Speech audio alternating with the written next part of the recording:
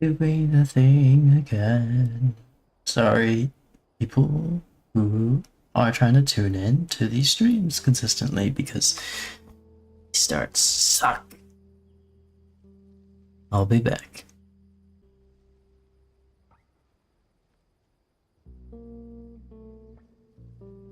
Oh, fingers crossed. I appear to have gotten it to work. I am just going to hope that it remains stable. Alright, we're back in The Last of Us. I am pretty sure this is going to be the last stream of the main story. I do have the DLC, and I do want to play that. So that'll probably be next week. But as for what's today is the end of the story. Last time... What happened last time?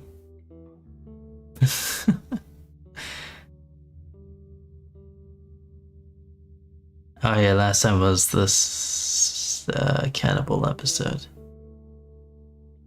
Where we went to the university, and then we met a bunch of bandits, and Joel got stabbed. Ellie made a deal with the bandits to get some medicine for his wound, and then she got captured by them after administering the medicine. And then she had to escape from their little settlement after finding out they were cannibals. And Joel found her, and then, yeah, now we're in Utah. What a thrilling loading screen. Indeed. How goes? I'm not doing very good. Oh. I'm doing better than I was 2 days ago when the actual event happened. But I'm still in a recovery period. Well, hopefully watching people die helps. Yeah, I've been playing Skyrim the last 2 days. That's been cheering me up. I actually checked the in-game stats. I only just reached 1,000 humans killed. Only just. You feel that breeze, Yeah, huh? I expected to be more than that. Tell I've you, kind on a of day been like this, on I a just sit on my bloodbath porch, throughout all of pick Skyrim away and my adjacent sexual. territories. It's okay. I've had something shitty happen to me recently too, but I'm not going to go into detail on Once we're done with stream. this whole thing, Oh, well, I hope seeing people get shot to death helps with that. Controlling the Because you person. really favor that revolver. It's just what I have the most ammo for. Looking for audio. There's a little loud for me. I can't make the same criticism of that comment as I Teach you how to can for play Resident guitar. Evil. yeah, I Because reckon Resident you'd Evil really will like give that. you ammo for the guns you don't have ammo What do you for. say, huh? I'm pretty sure this game does the same. Does it? Oh, well then you should use your other guns more so it'll give you ammo for them. It keeps giving you revolver ammo because you keep using the revolver. Wait, no, I missed Ellie dialogue. Wait, restart from checkpoint. So, episode 1 I'm of season not 2. seeing it live, I'm seeing the Feel that stream on breeze, huh? You're right. My bad. Is that better? I tell you, on a day like this, I just sit on It my is. porch, pick away my six string. Yeah, once we're done with this whole thing, I'm gonna teach you how to play guitar. Yeah, I reckon you'd really like that. What do you say, huh? Ellie, I'm talking to you. Huh? Oh. Yeah, sure, that sounds great. Really? That's what I reloaded for? Yeah. Okay. Well, season 2 of The Last of Us had their first episode. I've seen it. And oh boy, it's actually making me excited to see the rest of it. And that's a good thing. Picture. Going to do stuff from The Last of Us Part 2. Yeah. So judging from what I could find on the internet, The Last of Us The Last of Us Season 2 will take place over the first half of The Last of Us Part 2 video game. And then the second half is going to be in a season 3 show. I need to make a So med. they released the part 2 remaster to coincide with the start of the show. It just released. I mean, the game released like a month before the show started. Oh yeah, probably the drama pipe. I dreamt about flying the other night. Oh, yeah? Yeah. Go on, tell me about it. So, I'm on this big plane full of people, and everyone is screaming and yelling because the plane's going down. So I walk to the cockpit, open the door, but there's no pilot. I try to use the controls, but I obviously have no clue how to fly a plane. And right before we crash, I wake up. I've never been on a plane. Isn't that weird? Well, you know, dreams are weird. I like to imagine that Ellie thinks the inside of a plane looks like the inside of a bus. She's probably been inside of the bus. Yeah, that's So. what I'm saying. That's why. Do you think it's like her understanding of a plane is it could go through the sky, and people used it as transportation, Yeah. and it was a lot of people. So what is the thing that she knows about that's transportation for a lot of people? A bus. Yeah. So the insides probably look the same. Yeah.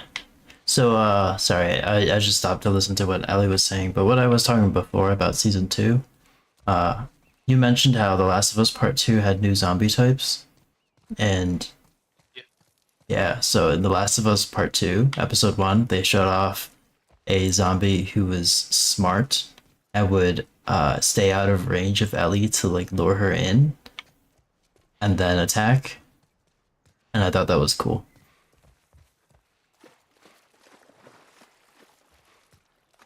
It's a way of showing how the organism evolves to be smarter as the. I don't like that word evolves. I prefer to say that it mutates. No, I'm pretty sure it's like it's like evolution, right?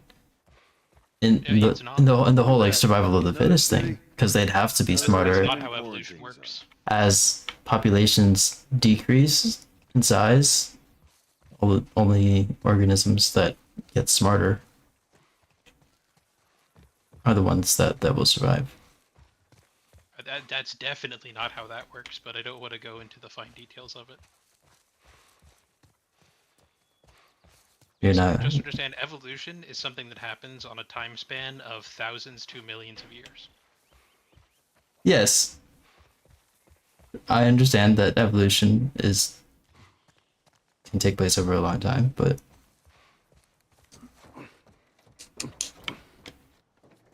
yeah, I mean, I think it also. Oh wait, where am I going? There's that hospital the Firefly mentioned. Oh wow, we're already just at the hospital. Okay. Yeah, you remember that time you were just at the university, and then you had to fight through like 50 zombies to get there? One of these things. Unfortunately, you're not allowed to drive it. That would be too easy. But I can go on top. Can you look at the right-hand treads of that tank again?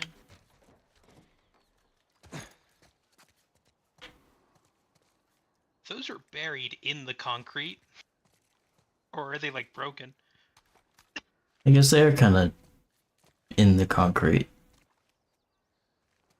That's not supposed to happen. Maybe I'm not. not even 100% sure that can happen. I think that's the model clipping through the ground. And you just weren't supposed to look at it that closely.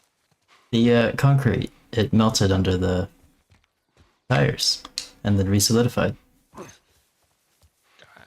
I don't know how concrete works, so... I don't think that's what happened. Maybe we cut through here, huh?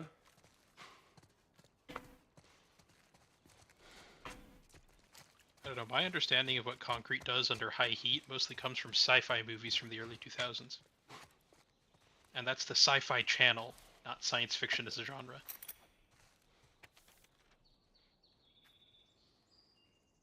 We got a note. Are you wanting to read or shall I? can we check who wrote it first? I don't want to take a wild guess on the kind of voice we should be doing. Graham. Graham. Okay. We made it to the quarantine zone. I wanted to call you, but all the phone lines are down in this city. They told us that they can deliver letters between the different zones, although it'll probably take a week or two to reach you. We're in good spirits. Hannah talks about you a lot. She really misses you. I'm surprised at the calmness and maturity she's thrown throughout this craziness. I feel like I've been the emotional one. I find that she's comforting me most of the time. We've raised her well. I hope all is well on your side of the country, and I really hope to hear your voice soon. Love, Graham. See, the thing is, this could Didn't have a be clue back then. a note that has reached its destination and been abandoned, or a note that has never reached its destination. And either way, It's on the outside of the Fedra barrier, so... it's sad. Yeah, see, there's the sign saying evacuation and safe zone.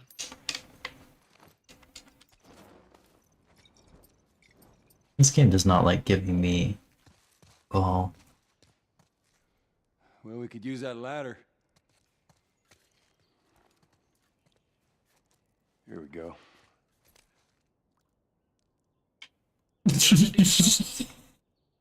Ellie, Once. I passed through Salt Ellie? Lake City on a connecting flight one time. the ladder. Come on. Right.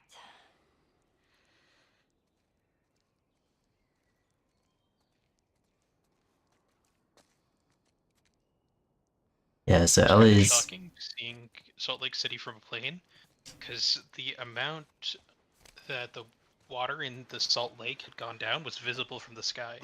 Like you could see where the shore was supposed to be, and then where it actually was then. Yeah, so a reminder, Ellie's quite reserved and shy right now because she just went through something extremely traumatic in the previous settlement with that guy who tried to kill her, and she just barely made it out alive. Well, he tried to recruit... first he kidnapped her, then Whoa. he tried to recruit her into a cult, What is then it? he threatened to kill her and eat her, and then he Ellie! just tried to kill her. Ellie! Yeah. Just making sure there's nothing around the corner. Don't think there is. You know how hard I would have laughed if you get to that bin and there's a unit of alcohol inside. It would have been great. Oh, I know what scene comes up next. Anyway, before I go there, because I think it's gonna be a cutscene. What we were, Salt Lake City. Yeah, I've never been to Salt Lake City, but I have been to Utah. My family went to this spot where I think it's like Arizona, Utah, Nevada, and one other state, like the corner of those states. They all meet up, right? Yeah, so we went to that, and that was the one time I was in Utah. Yeah, so that's the Four Corners region, isn't it? Yeah, I think. I mean, Did you know it's one of the few remaining places on Earth heavily affected by the Black Plague? I did not know that. Yeah. Luckily, when I went there, I did not catch the bubonic plague.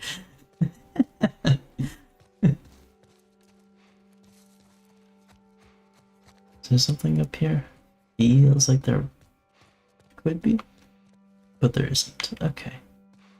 All right, let's go see this cutscene. It's a nice cutscene actually. No, bad Joel. Put it back. You told him to do that. I did. I just pressed the wrong button. You gotta see this.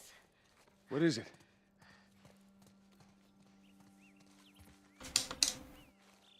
I don't see anything.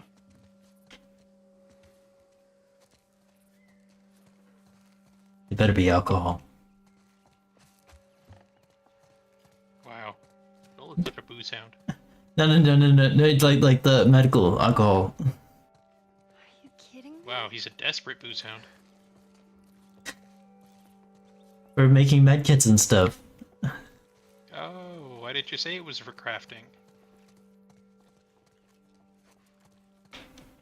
Come on, hurry up. And also if I get thirsty.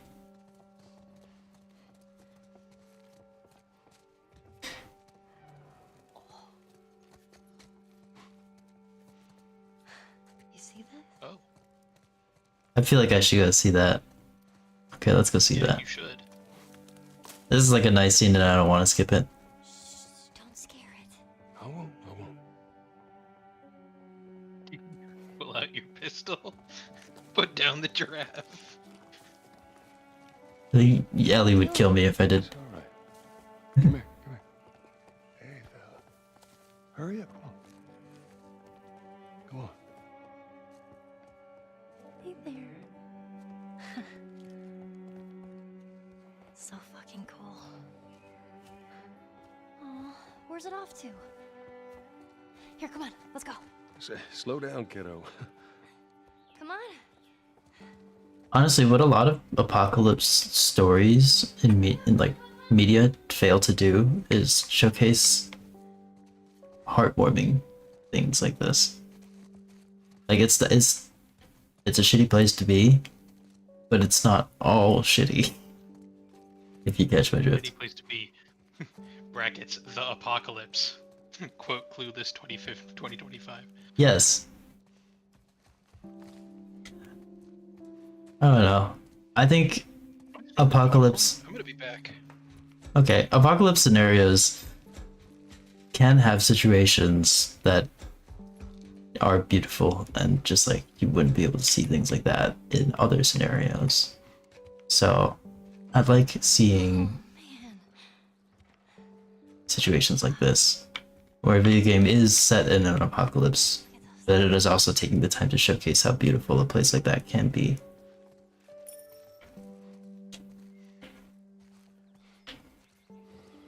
Why isn't it giving me the options? How do I talk to her? Ellie? I do want to talk to you, but there we go. What? Oh, there we go. Okay.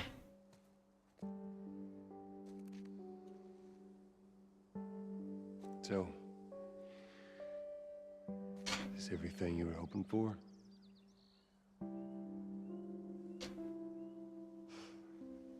it's got its ups and downs, but you can't deny the view, though.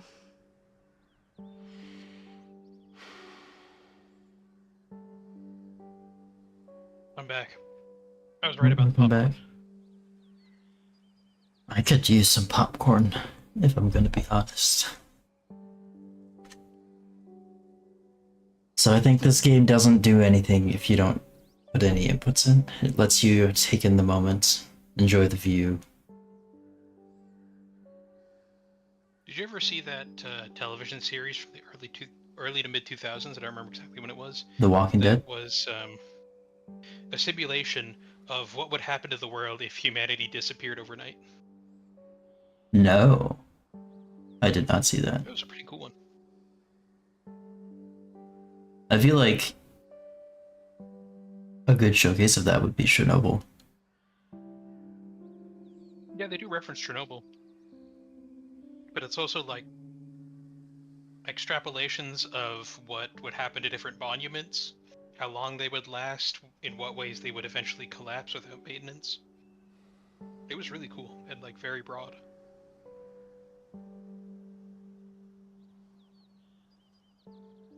They recreated this scene in the show, obviously, but I'm curious if they used live giraffes or if they used CGI giraffes or some other like practical effect.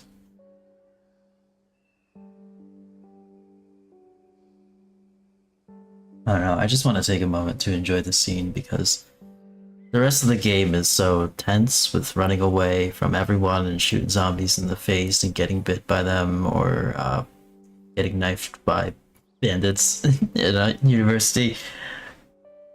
It's a shame that this scene is so late in the game. I did hear a lot about this scene and how nice it is to have, and like narratively how it really it impacts the story a lot. So to see that in person, although it definitely is a calm before the storm type thing, spoiler alert, but I think whatever.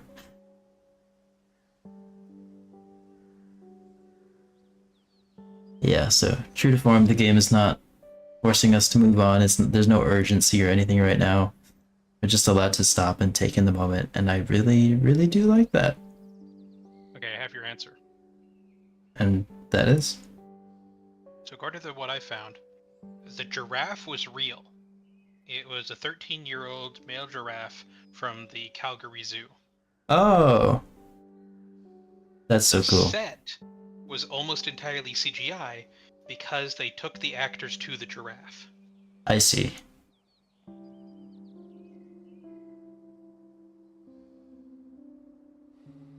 In the show that in the show they also showed Joel and Ellie feeding the giraffe. I wish they did that here, but this is nice. Just watching them graze.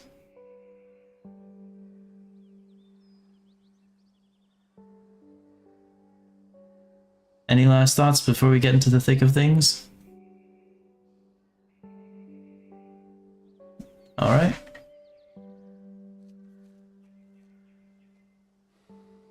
Good luck, everybody. That was the top of the roller coaster. It's all downhill from here.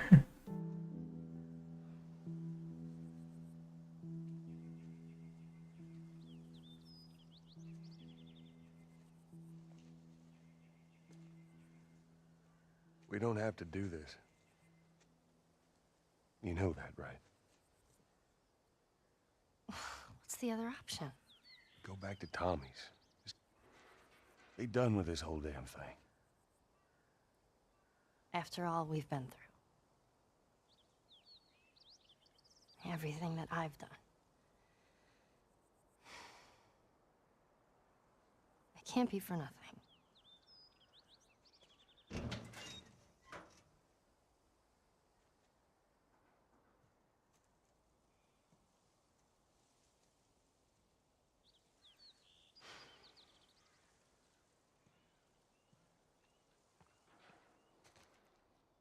Look, I know you mean well, but there's no halfway with this.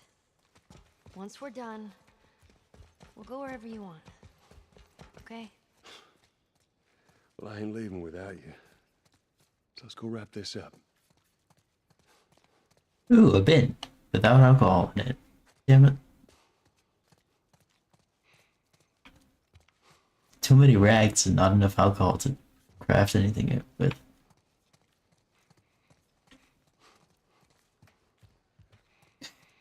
I think that scene was also just important for Ellie as a character because it helps her recover from from the experience she just went through. Ellie, think I found another one of them comics you've I been remember reading. reading a post of somebody being like, when the nuclear apocalypse arrives, I'm gonna rush straight to the bathroom so I can be an environmental storytelling skeleton in the future. Savage starlight precipitate. The time has come for Daniela's faster-than-light test flight. This time the mission is not exploration, but infiltration. This time Daniela is going too. Their payload, a 20-teraton anti-carbon bomb. Their crew, 8 of the most capable, suicidal, and dangerous men and women of the Last Watch. Their mission, the annihilation of the Traveler home world.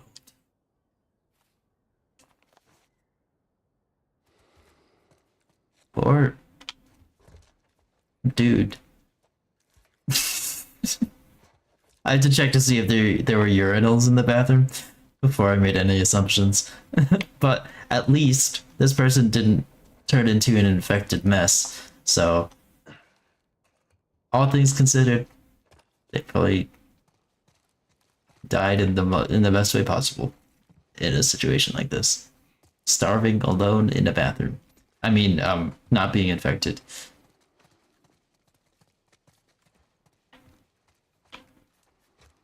Thinking that you're infected and starving alone, locked in a storage closet because you got bitten by an infected monkey that you yourself unleashed. Yeah, that sounds like a bad way to go. Really? You think that one scientist guy didn't have a good end? he had a very comedic end, but no, I would not want to go out like that. Your Well, loss. this place takes me back. How so? It was right after everything went down. I ended up in a triage just like this. And everywhere you looked, you just saw families torn apart. Whole damn world seemed to have turned upside down in a blink.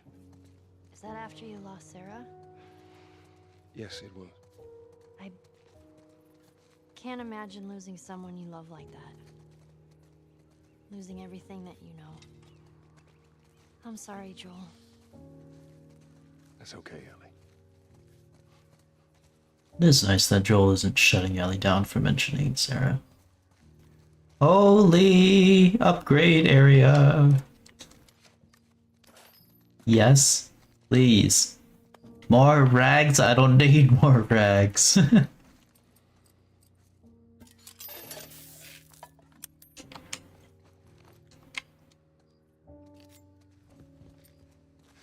What do we got here? A map of Quarantine City. Quarantine Zone. Salt Lake City.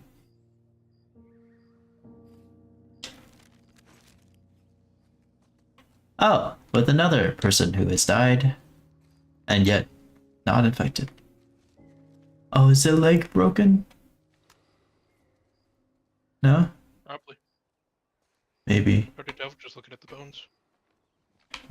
Okay. I think this is gonna be the last we upgrade go. station of the game. So I gotta make This them is the count. last of our upgrades. The last upgrade station of the game.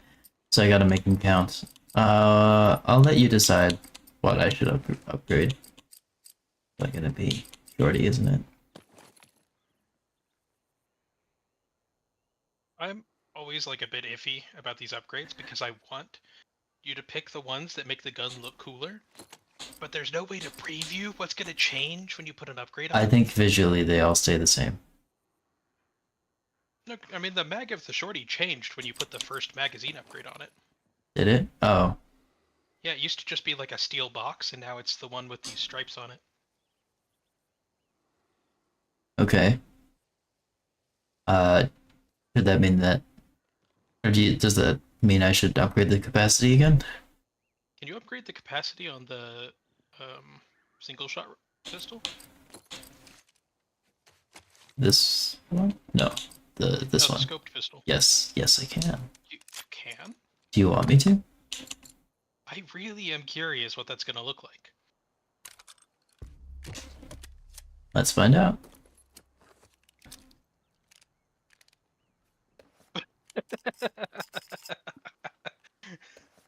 Okay, that's pretty funny. Does that answer it? Yeah. Look at that. Requirement 5 clippers. So maybe this isn't the last upgrade station. Maybe, or I've missed a tool somewhere. That is also possible. It looks like your belt has space for 7 clippers, so It does look like there's space for 3 more. Or maybe there's like a new game plus type system. Anyway, I still have more parts, and I do intend to spend as much as I can. So, what do you think I should upgrade? I know you're a big fan of the pump shotgun. I do like them.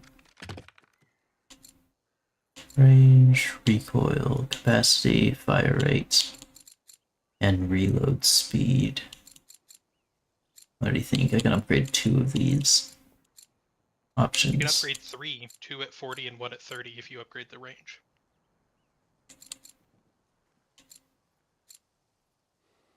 The math doesn't work out that way.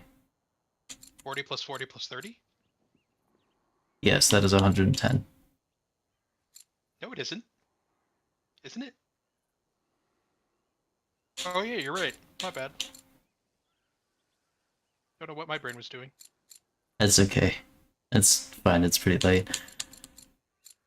I don't really need more Come range back after you with it. find 3 more pieces of scrap.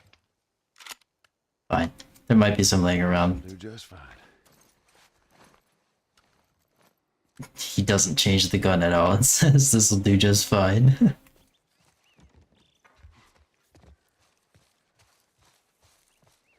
Make sure you don't get caught in a cutscene. I can read that from checkpoint. Joel, I got something for you.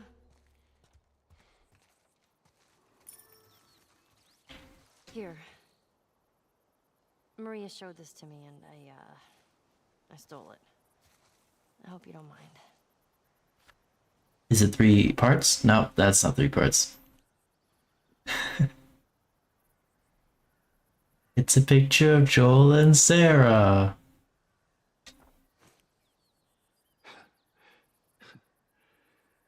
Joel, could you at least say, no, I'm not mad, thank you? Well, no matter how hard you try, I guess you can't escape your past. There you go. Thank you. Is that what you wanted?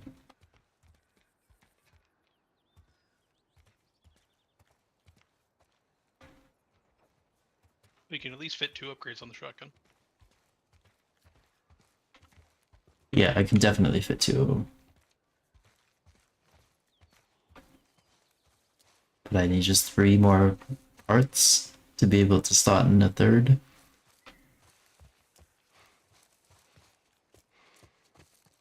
Are there any parts in the Let's get porta that potty? range upgrade. I really want to see if it puts a sight on the shotgun. I think going into that tent is the way forward.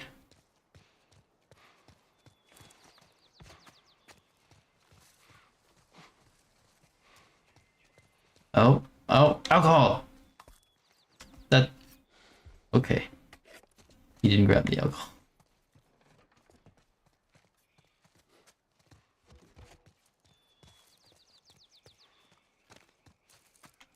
Any parts? No? Okay. You know, that room had a lot of stuff, but it didn't have the parts that I wanted.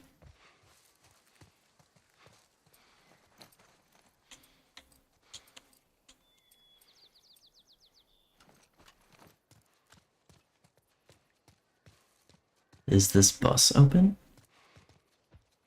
No. There's a brick, but I don't know. Salt Lake City brick versus Boston brick. Oh, do you still have the Boston brick after they made you change characters? Yes, I do. Put it away. Okay. Very nice. Don't accidentally throw it. Oh. Do I chance the fact? I'm gonna chance it.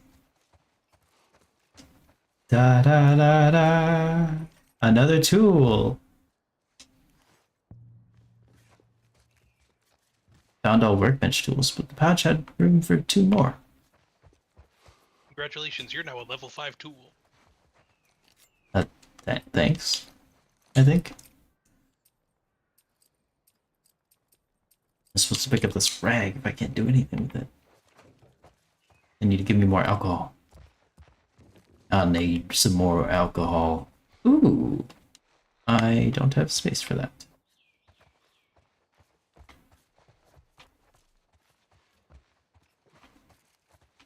Really? They don't have parts here? I just need 3. And if I find exactly 2, I'm also going to be upset.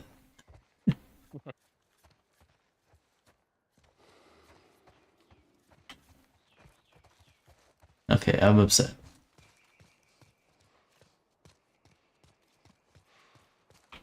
Okay, well, I scavenged this area and could not find 3 more parts, so we have to make do with 2 of those upgrades. Yeah, the good times are over for me as well. I'm out of popcorn. No. Here we go. Should make some more, and then give it to me. By what, airmail? Through the internet. Okay, so you wanted to see range upgrade? Yeah. Oh, it's what is it? Trying to remember the name. A choke. He's attaching a choke to the shotgun. Anything else you would like me to upgrade? No, that was my only request. Okay. I really wanted that shotgun to have some sights. Looking at it, I'm not even sure it has iron sights right now. Then I think I You will just aim it based on do fives. capacity.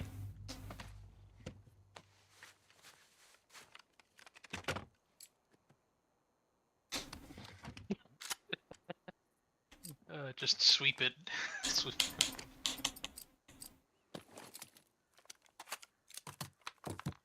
And then Shorty can get... Oh, wait, you can increase the spread? What can I do for that? Reload speed or fire rate? Reload speed.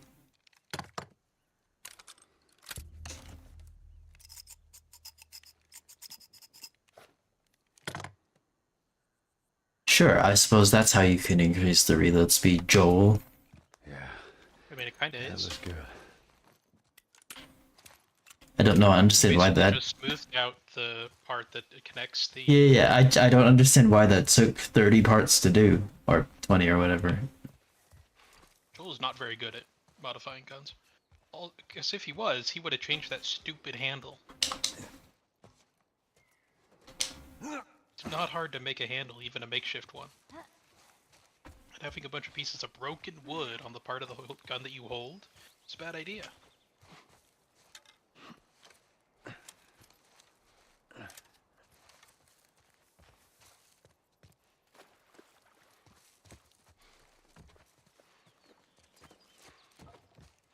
So many tanks.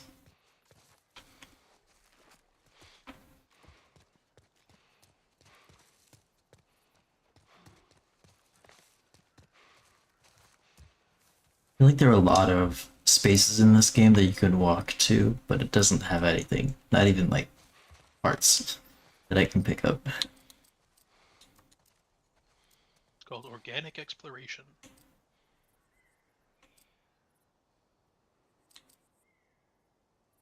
Don't go with whichever upgrade gives you the biggest change.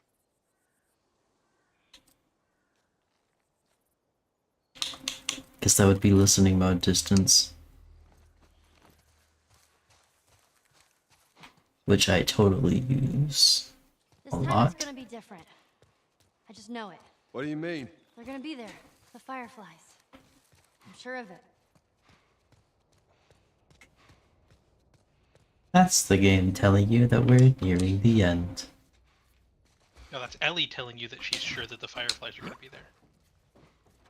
And also the game telling us that this is nearing the end. Listen, I don't know who Game is, but that was Ellie. Not only can you recognize her voice, but it was in the subtitles too.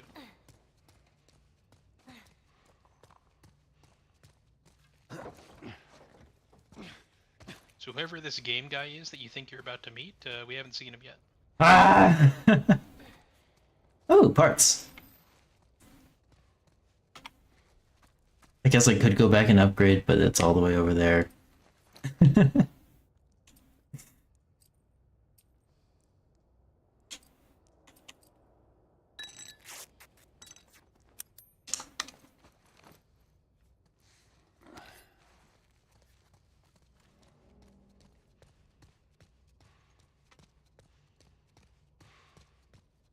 I like the atmosphere of this area.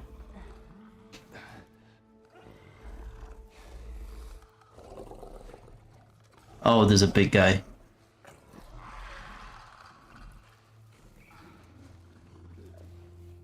Takes about 70 shots with the flamethrower to kill him.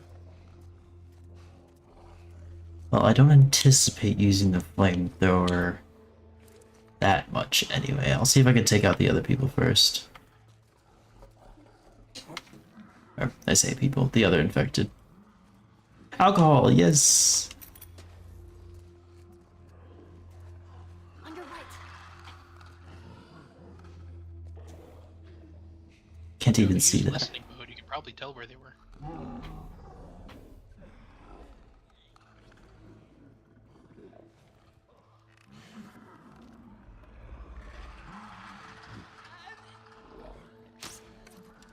I missed.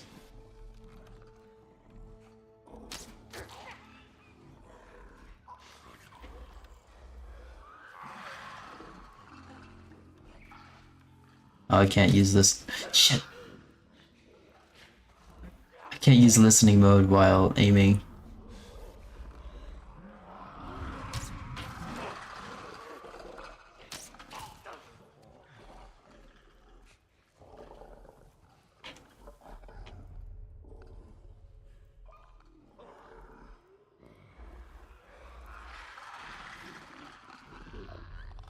Is it just these bunch?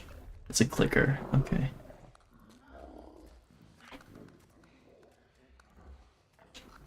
Just yoink that back. Oh, the sound design for the clickers is really good. Really scary, but really good. I'll come back for the big guy later. Shit, Joel. Why'd you do that? Told me to do it.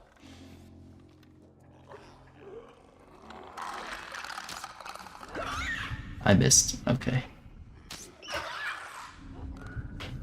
Shit. Somebody shot me in the butt. Go back. Go back, Ellie.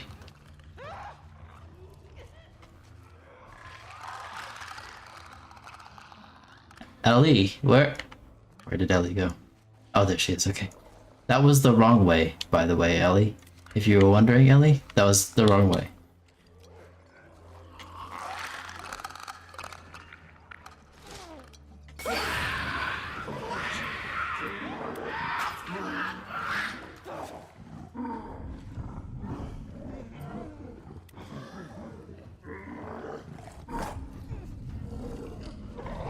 I'm out of arrows. I shouldn't have been so bad at aiming.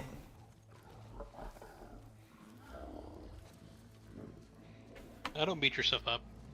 The arrow drop in this game is weird.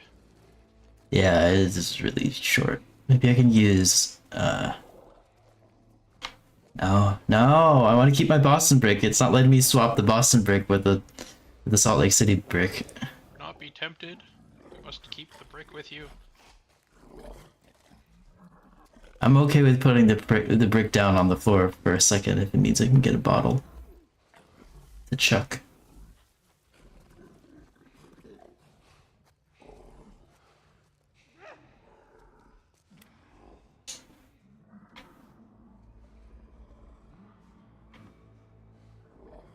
Need it to stop moving. Where did the clicker go? Did the clicker die? You mean the one you set on fire? I did set it on fire, but it didn't look like it stayed on fire.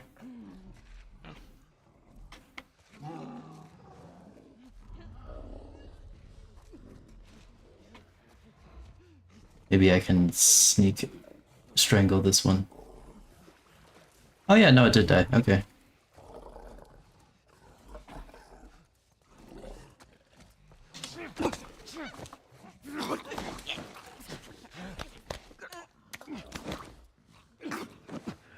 Alright, stealth is an option. Holy shit. Stay quiet.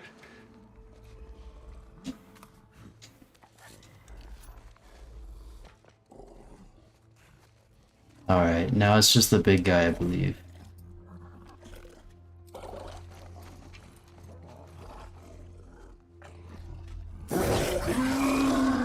Ow! Okay. Die. Okay. Hit. Okay, well, there goes nothing.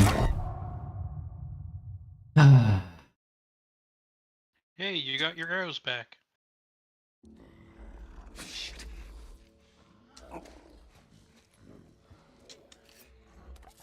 No, it dropped me off right here.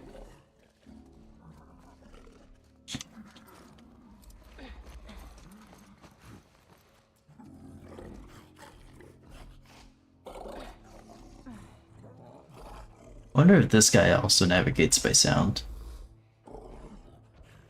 Probably.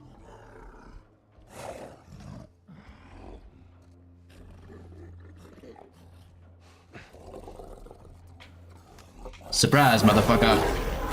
Okay, now I run.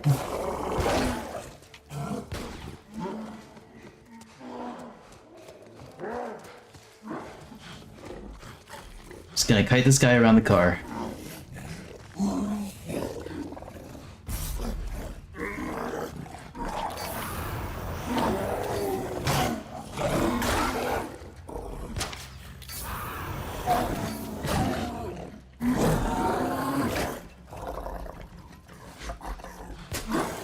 Is he going after Ellie?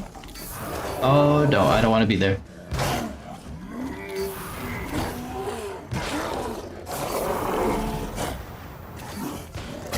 Time to run. Oh, down he goes. Hey, he dropped more flamethrower ammo. Let's consider it of him. Holy shit. Stay quiet. Yeah, there are probably more Ellie. What is this? Stick. I don't need stick. Oh, I hear clicker. Ooh, blade. Where is that? There it is. Can I? No. Well, guess I'm leaving the blade there.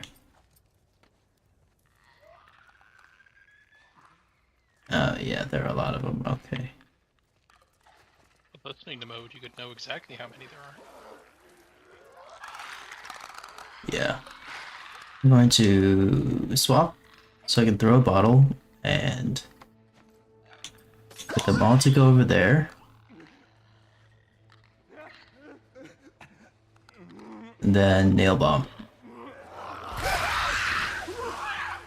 Hey, that worked really well.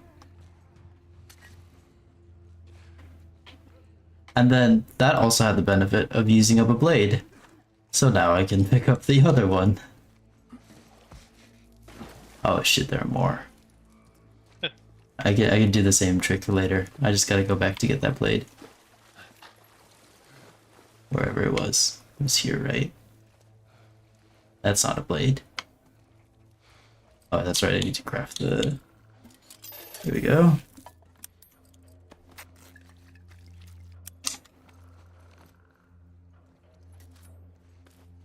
Sweet. Was there something else? No, okay.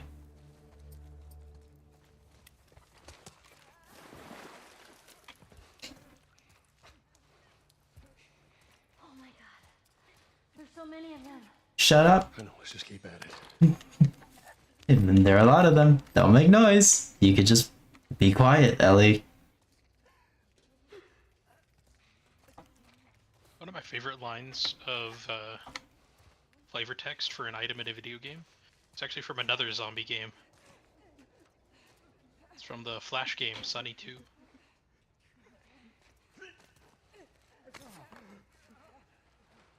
It's your starting weapon, which is just a metal pipe, and the flavor text says, "Me and the pipe, we go way back."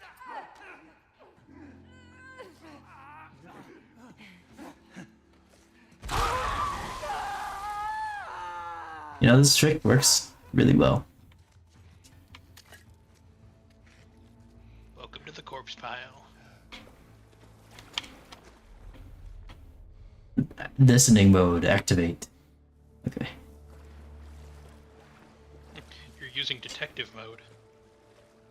Your enhanced bat senses will tell you what happened at the crime scene. It looks like they exploded. Yeah, they did. Because I'm the one that exploded them.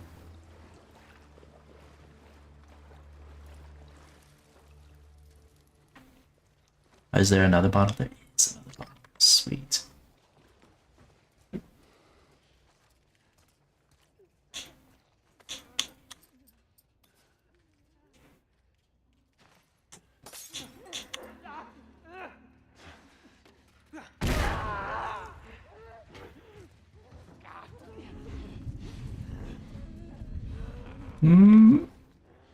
Pick the brick back up.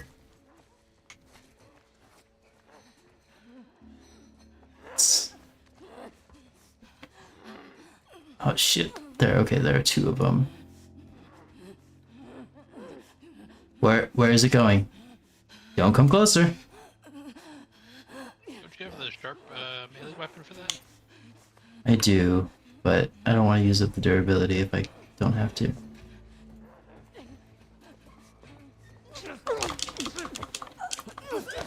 Where's the third one?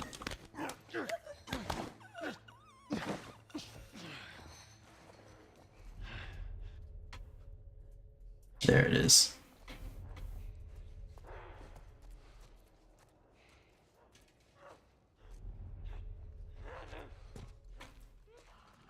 Stay back.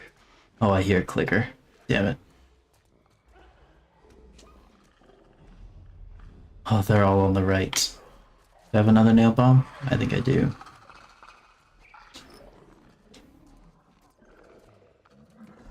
Oh, two big guys. Okay.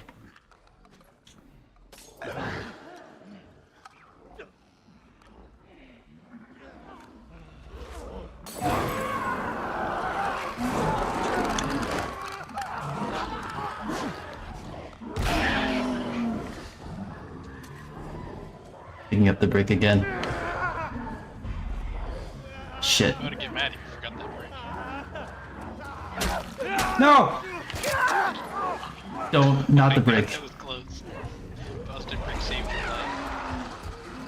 I meant to use the axe. Ellie, come on! Are they still following us? Yes.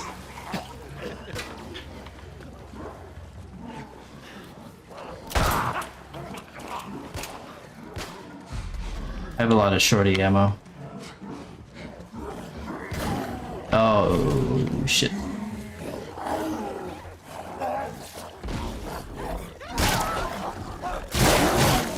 Run! Run!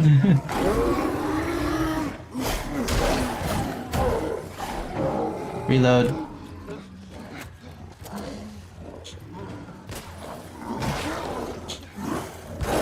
Where's the other one? There it is. It's throwing shit. Okay.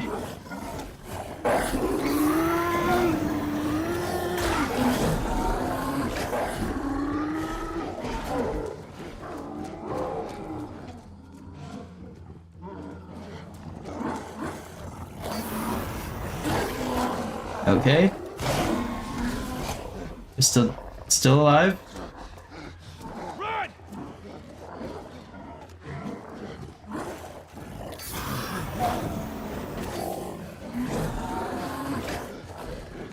Where's the other one?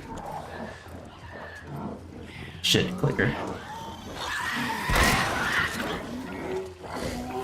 No more clicker. Is that one dead? That one's dead, okay.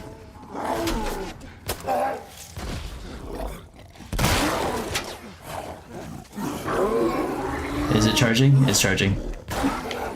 Good job, Ellie. Okay, we're good. That was terrifying. We killed him. It looked pretty tense. I think But we also got looked him. like you had things under control. I think you're right. Didn't feel the need to shout advice at you. Burns are right.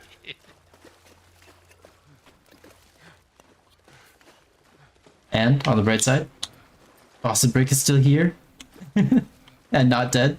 Need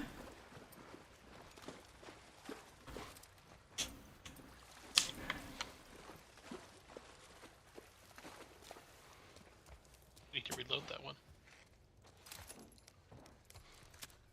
Thanks for telling me. I genuinely did not see that. In fact, are there others I could reload? That one's good. No ammo for that one. That one's also good. Okay.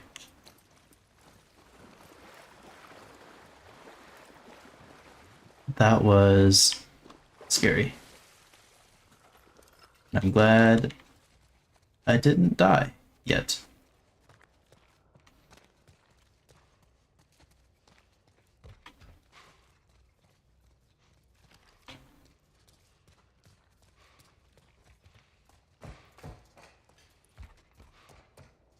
Yeah, I guess running is actually really helpful. If I ever want to revisit this game under like the challenge run type situation, I need to remember that running is really good. I think that's been my problem with previous combat encounters where I just keep dying repeatedly. It's because I don't run enough and I just stand my ground. And I think it's just the Dark Souls player in me that does that. You spent Dark Souls not running away from everything? No, because I dodge roll everything. We had different experiences of those games. I mean, why would I need to run away when I can just press a button and not take damage?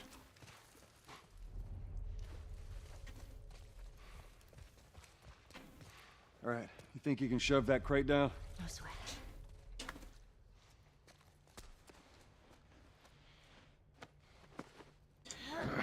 So I thought we were gonna have some more Mario Kart news to talk about. I was wrong. The Mario Kart Direct takes place tomorrow, so we are one day off from being able to talk about Mario Kart.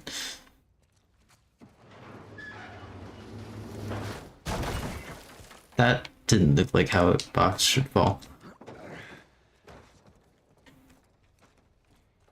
I wonder if the light actually does affect how easy it is to sneak up on the runners. I'm convinced it doesn't. That's why I didn't turn it on before.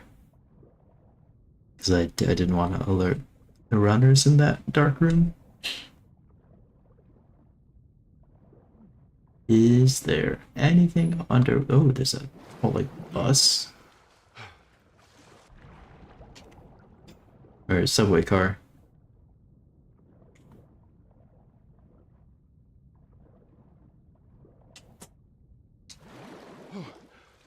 I'm on the other side. Cool. Drop that ladder down for me. All right, hold on. What if I don't, huh? Huh, game? She's immune. She could stay there for a while.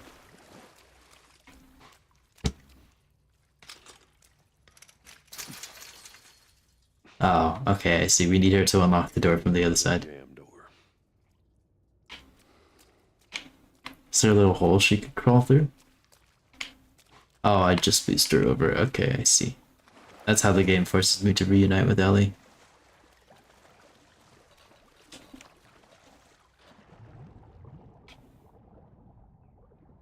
And there's nothing to pick up. Okay. Alright, Ellie. Time to get you your ladder.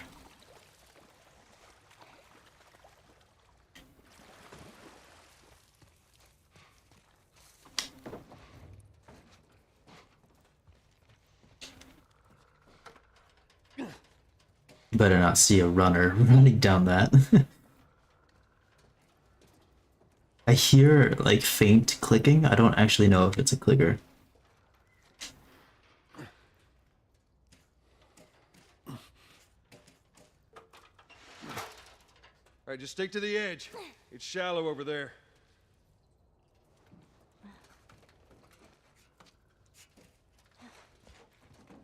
There you go, Ellie. You made it up. Ugh, freezing. Oh, I think there is one scene that I also have heard of and seen a little bit that hasn't happened yet. Foot. Okay. Come on. Get that door open. I'm also unsure if that was in part 2, Last of Us Part 2, or this game. Hoping it is this game. Look out! Ellie! Get the fuck off of me! You okay? Wow, I'm so bad at this. It just surprised me. Man, I can't wait for those things to be wiped out. I guess that's the clicker I was hearing. Doesn't find it. That is a clicker, right? Yeah, that looks like a clicker. Okay. Oh, I was wrong. There's another upgrade station. Yeah, I'm pretty surprised too. Bow. Flamethrower. Can I upgrade the capacity? Oh, I can, but I'm not really using the pistol because I'm not getting any ammo for it. I guess reload speed for Diablo. No, you're skipping the shorty again. The reload speed's already maxed out. It's reload speed for Shorty. I don't think it's maxed out. It is maxed out. What was the last one in this then? No, I mean the reload speed was maxed out. The fire rate wasn't, Was but it like recoil reduction? maybe? No, it was fire rate, you say? I think so.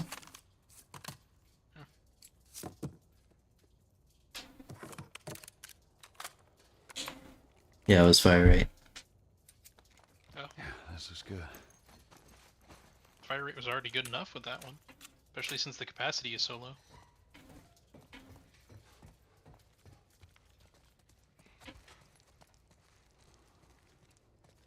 This is a shiv door? Yes. All right. Oh. Dude wasn't even infected. Oh, no. They're handcuffed to the pole. Eh. 50. Wanna go back and upgrade something? Yeah, I will. I'm just emptying out the room first.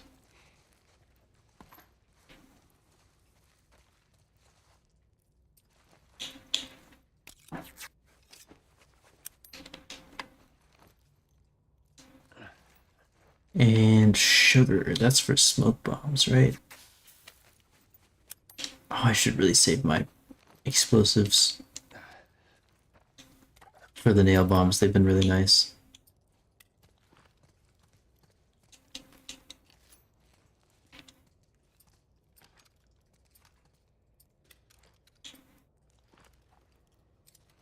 What was the weapon that I picked up ammo for? Oh, yes. Okay. Shove that in, please. Thank you. Oh, another explosives. I'll take it. It's upsetting seeing this corner. Okay. Where was that upgrade station? In here? This is a good spot. Did you want me to upgrade anything in particular? Yeah, it's nothing that I want. Yeah, my favorite gun is just the shorty.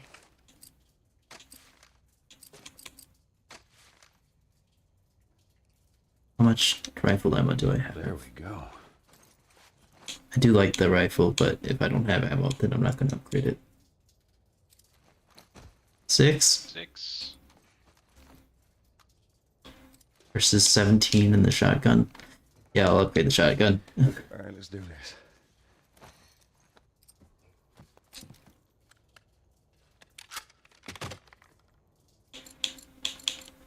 Do like me some capacity upgrades.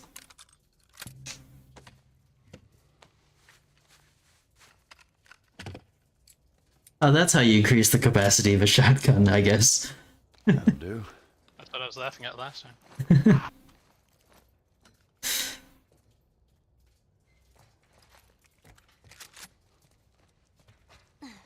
Watch your head. Bonk.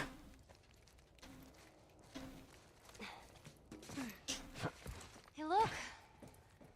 There it is.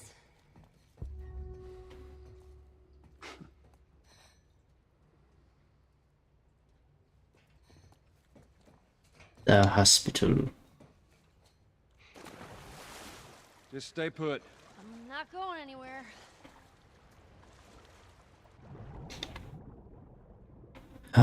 Okay, let's see.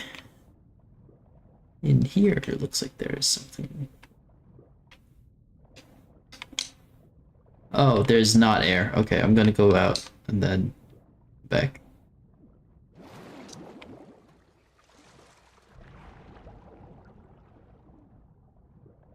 I am glad there is no underwater combat, because that would suck.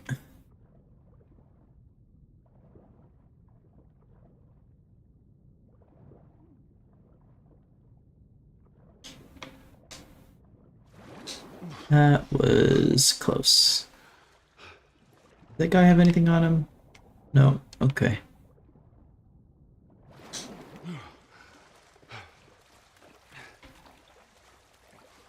There was like one underwater room where they actually had stuff that was in the underwater part. You could pick up that stuff.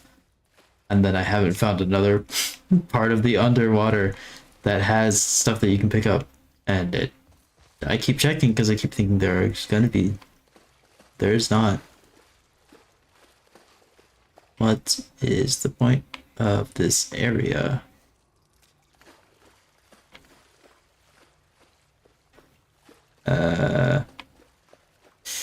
Ooh, oh, I can climb up here.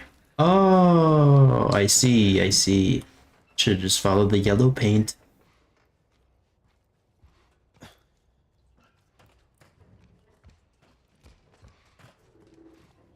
Ellie? Oh, get through here. It's not some arbitrary video game barrier that I thought it was. Hey, there you are. You made it. All right, come on. Across.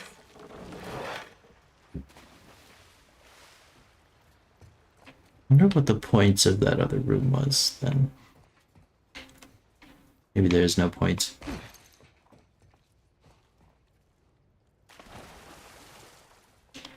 Alright, Ellie. All right. Get on. Okay. Okay, there. I'm on it. Be careful. I got you. And there you go, Ellie. Now, how am I gonna get up there?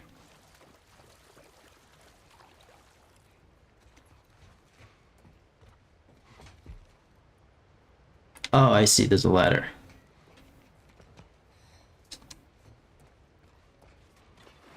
Stand back. How convenient that there was a ladder. If there was no ladder, Joel and Ellie would have been stopped. Right there. Oh! What happened? Damn ladder broke off the wall. Now what? I think I know what that room I'll is figure for. something out.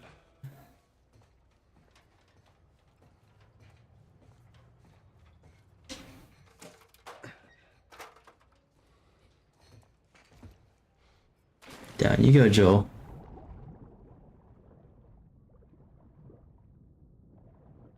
Is that guy gonna come to life now?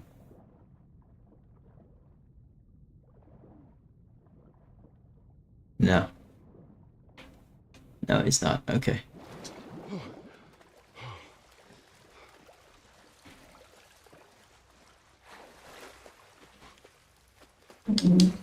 Sorry if there's a lot of background noise coming through my mic.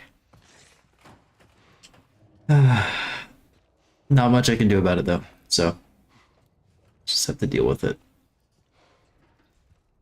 Okay, so just gotta get through here again the second time, and then ladder.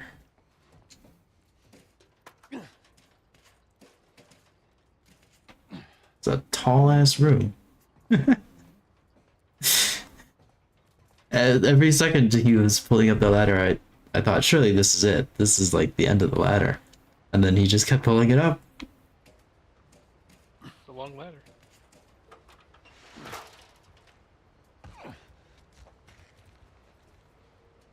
Gonna use it as a bridge. Yeah.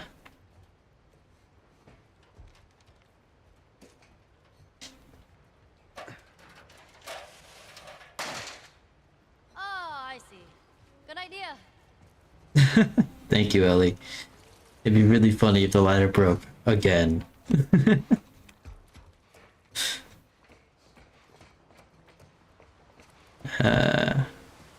Let's see. Oh, Ooh, don't want to fall on that. this looks safe. Oh boy. Just let me go ahead, and you follow my lead. Okay, right behind you.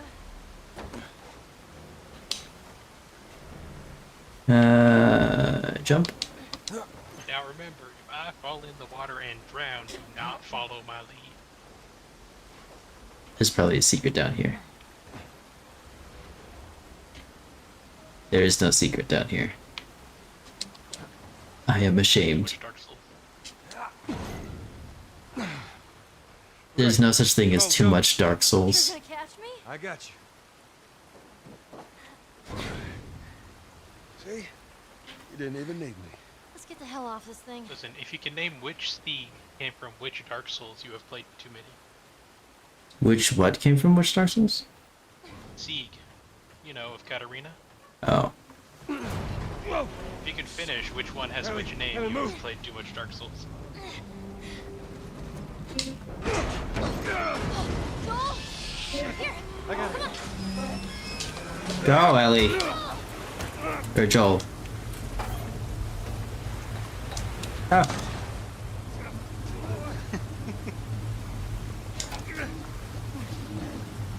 It's like QTE, basically. Damn it. Yeah. I thought you were missing them on purpose.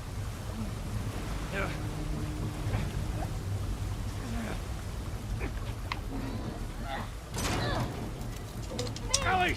Fucking made it! Ah, QTE! I thought we didn't have to deal with QTEs in 2025. This is a remaster. Come on!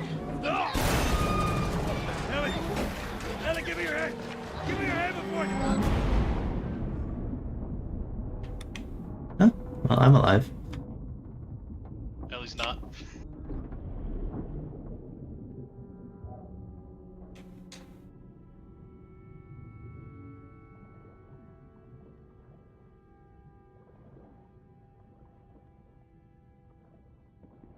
Keep going, Joel.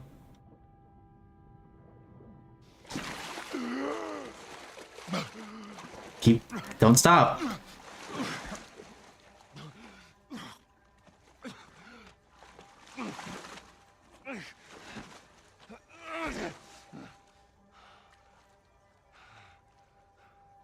This was not in the show.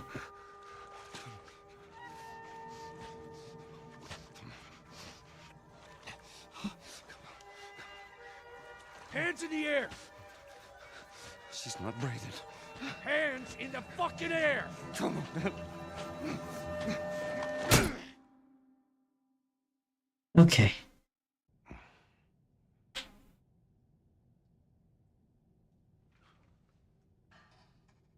Welcome to the Firefly. Look who it is. Sorry about that. They didn't know who you were. And Ellie? She's all right. They brought her back. You came all this way. How'd you do it? Grit, determination, luck, skill. Some combination of those. And one very lucky brick. Maybe it was meant to be. Is that background noise coming through your mic? Yes, I do. Lighten up on. And I My apologize. crew crossing the country. I pretty much lost everything. And then you show up, and somehow we find you just in time to save her. Maybe it was meant to be. I need to turn the game up. I need to make it louder.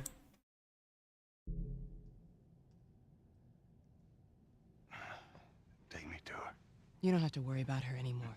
We'll take care I of her. worry. Just let me see her, please. You can't. She's being prepped for surgery. The hell you mean surgery? The doctors tell me the cordyceps, the growth inside her, has somehow mutated. It's why she's immune. Once they remove it, they'll be able to reverse engineer a vaccine. A vaccine. But it grows all over the brain. It does. Tube name. Oh, sorry. I'll read that after the cutscene. Find someone else. There is no one else. Listen, you were gonna show me where... Stop. I get it. But whatever it is you think you're going through right now is nothing to what I have been through. I knew her since she was born. I promised your mother I would look after her. Then why are you letting this happen? Because this isn't about me, or even her. There is no other choice here.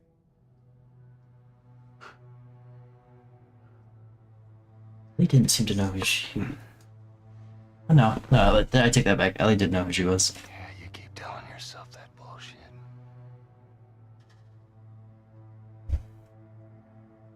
March him out of here. He tries anything, shoot him. Don't waste this gift, Joel.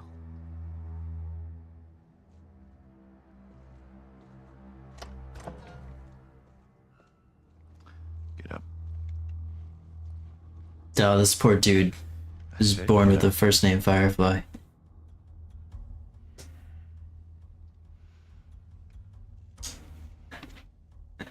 Go on. Move.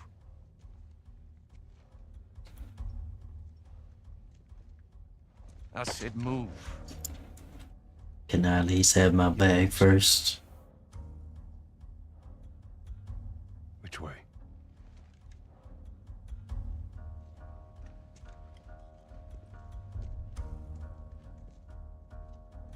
There's my bag.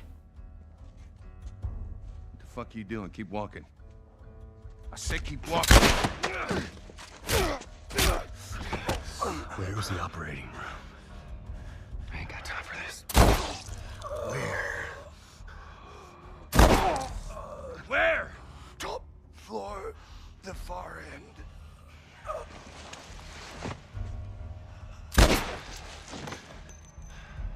Well, at least he's not The smuggler, he's in here! going to mutate. Right there!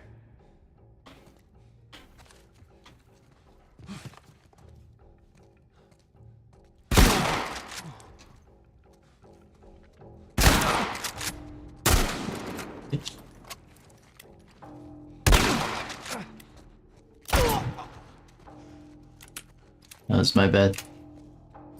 Heal. I mean, I wouldn't call him a heel. I think Joel is still generally the good guy. Did it? Yes. You said there was a message? Yeah. YouTube name here says, I feel like Joel is carrying the ladder in a very inconvenient way. Typically, don't you carry them vertically? No, yeah, you carry your ladder vertically. Because the issue is balance. Carrying the ladder vertically means that you don't have to worry about wrestling with the center of the ladder.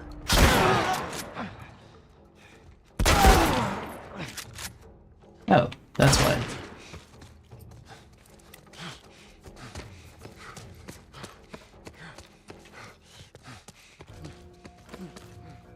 Watch my back. I got him. Look, there's another one at the door.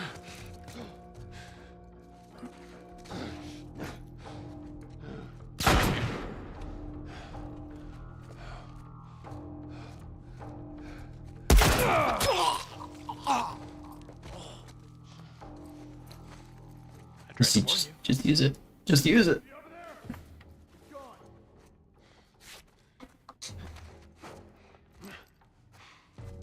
I feel like this is a very stealthable section, and I'm not doing a good job of doing that.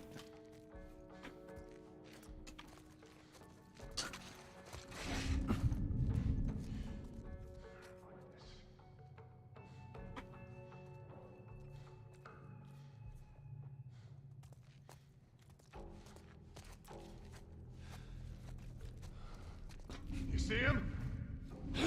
Oh, no, don't see him. He's not here.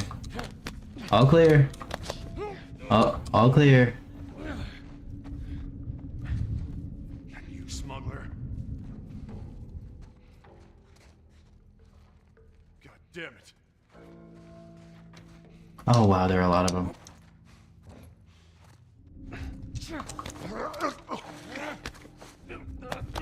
Body. Listen, I think that Rick needs to make a noble sacrifice to save Ellie. Oh shit. That's a lot of them.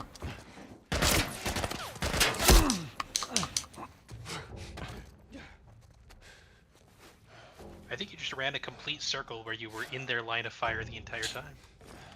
I'm kind of amazed you survived that, honestly. Oh, he lived. I'm kind of amazed he survived that.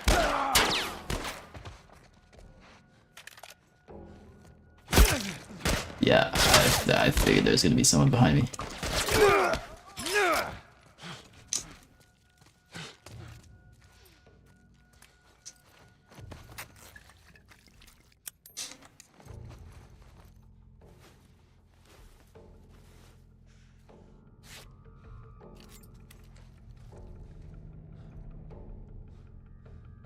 Go around the corner.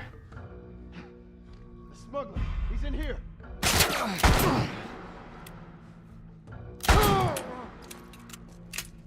You think I'm a smuggler? I guess that's somewhat logical. That was your job at the start of the game. Is he over there? There you are. Wow, I'm bad.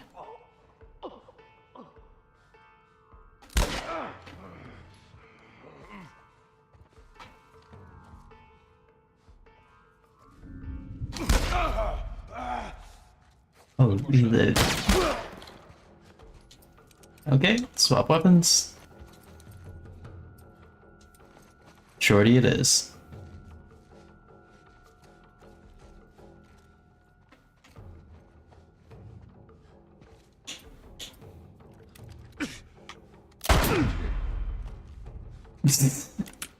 Oh, he lived. Can you pop up again, buddy? There you go. Thank you.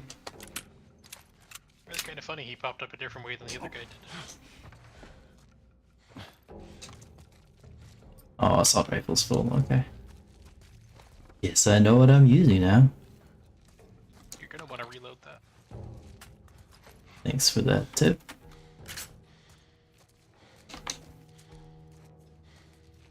So if you need to use the brick, now is the time. But then I'd lose the brick. Yeah, it's the brick's heroic sacrifice to save Ellie. That's the end of its character arc.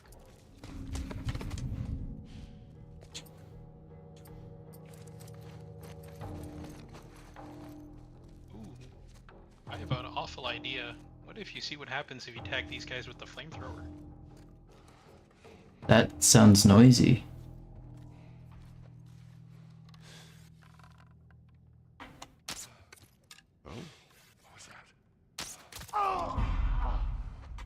You saw me? You.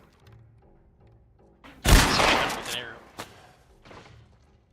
And I'm out of arrows.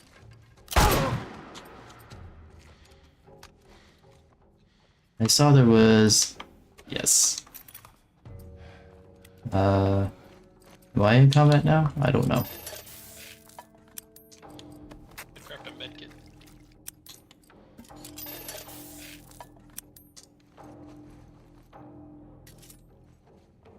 That would also be a good time to use your smoke bombs. Keep forgetting those exist. I feel like I'm clippy for you, just reminding you of all the things you have. Except, like, actually helpful.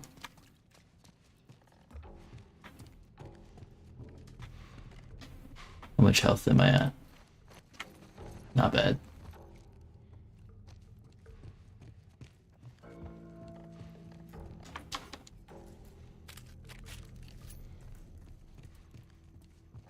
I know there's supposed to be some sense of urgency.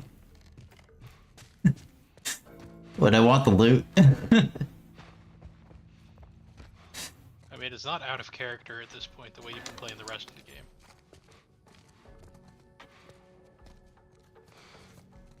Hey, drugs. Yoink. Healing speed.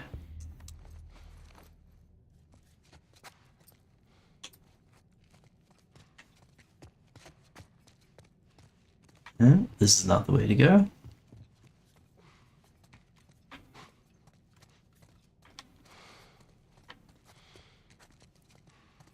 Is that a bottle? That is a bottle. Okay. Oh, heck yeah. Was that something? Nope, that's a wheel.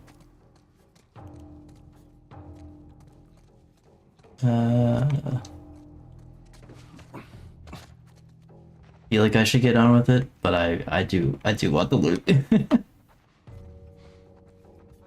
I used it a lot recently. Need a restock.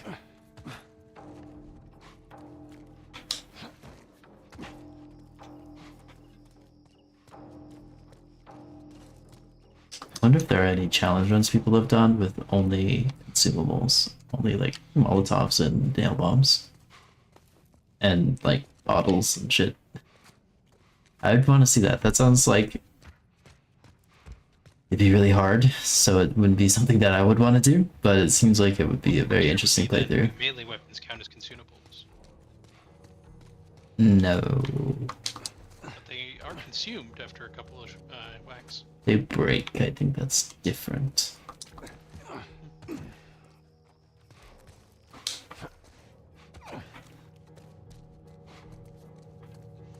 I guess this is part of who I am as a video game player. I just like when I'm going through the going through a game for the first time, I'm always thinking like, what's a fun way I could replay this? Oh, this poor wobbler. Water fountain. It's like coming off the walls. Should really fix that.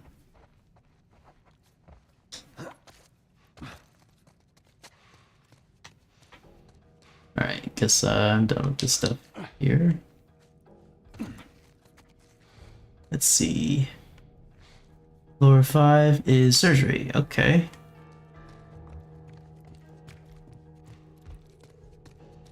Down this way. Stay alert.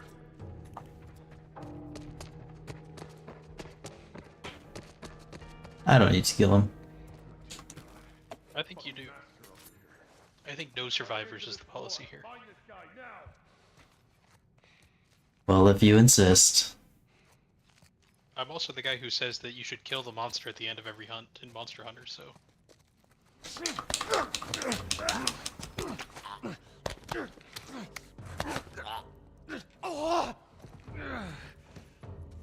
How did they not see that? It's dark. I got no other reason.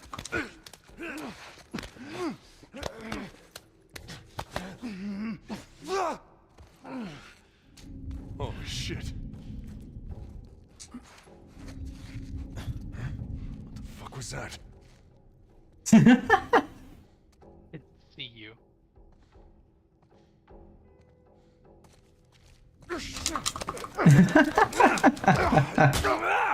Oh shit. Yeah. Go finish off the other two. You're just gonna leave them alive? They are not alive. They're unconscious. Choke them out. Same thing. No, it isn't. In this case, yes, it is. Ugh. What's going on down there? Did you hear what I... Shit. He's over here! Did you see me? Apparently he did.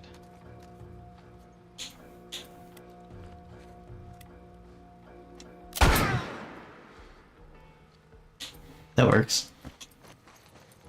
I'm really running low on all the different handgun ammos. Wow, it's almost like they expected you to be using the assault rifle.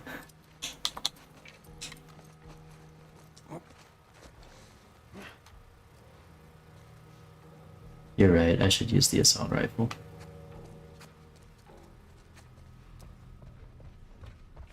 Drugs? Drugs. Anything over here? No? Okay. Every time the light flashes, I think it's another person coming around a corner. I think that's intended, though. Alcohol, yes. Correct, yes.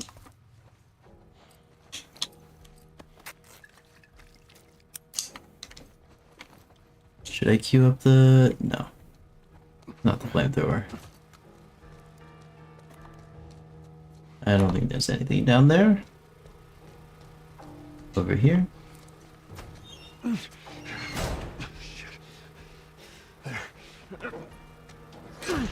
There was no one on that side, Joel. Oh, never mind. There is someone on that side. Okay, going up.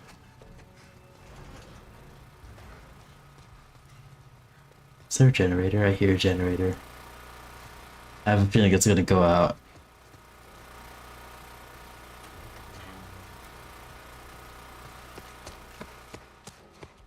Not this way. Ooh. Is that a... Ah, here we go.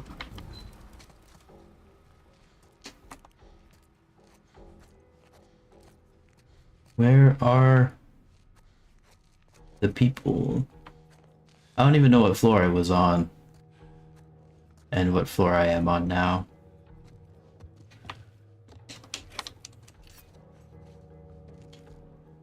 Benching. Yeah, I'll reinforce this.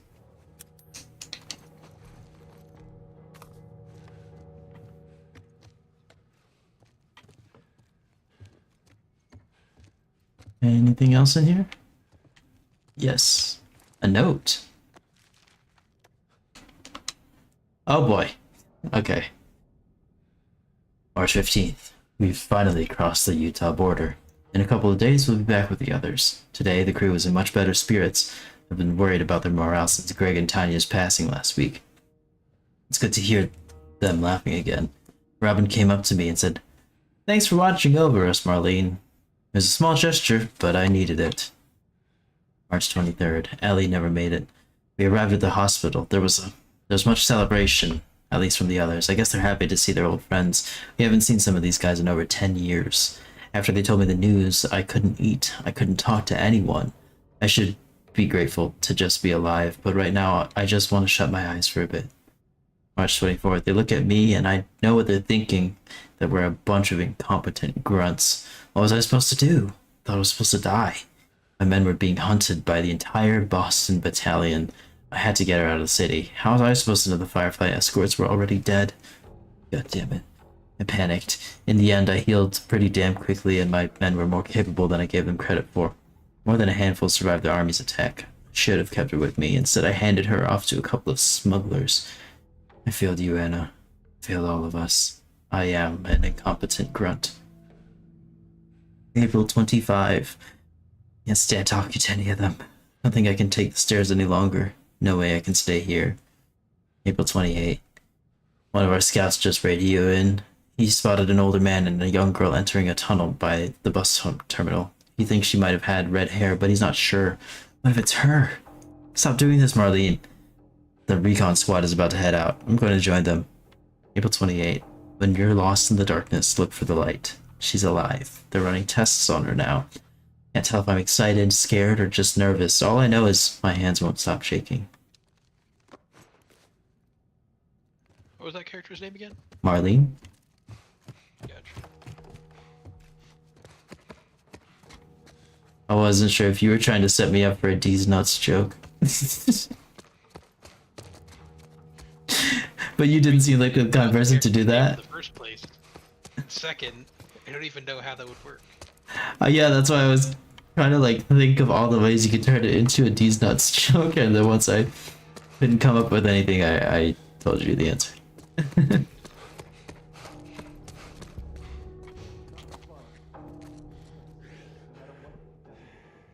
that's it. That's a lot of them. I'm coming, Ellie. You got 90 shots.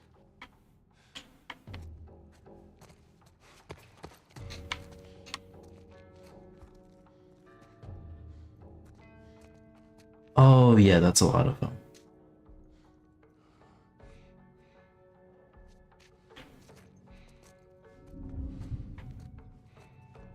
Let's just go this way. Brought the kid all the way from Pittsburgh. That's all I know. Marlene was sick.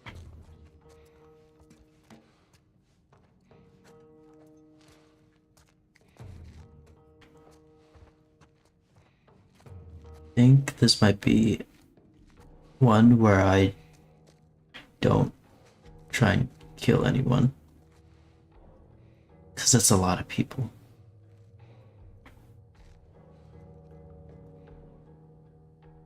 So, look, there we go. Or if I do it stealthily. Like this.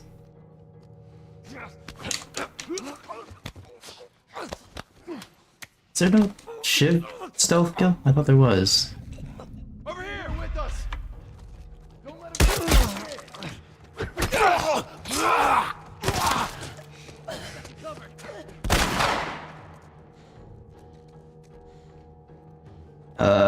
I don't like having my back exposed.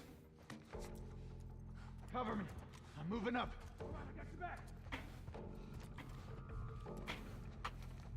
Okay, maybe this is a kill everyone scenario. By the desk! I'm moving up. That's back! You're dead, asshole! This axe is very nice.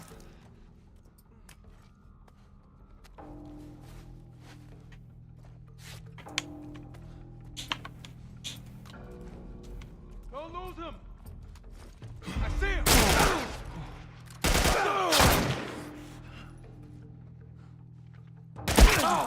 This assault rifle is...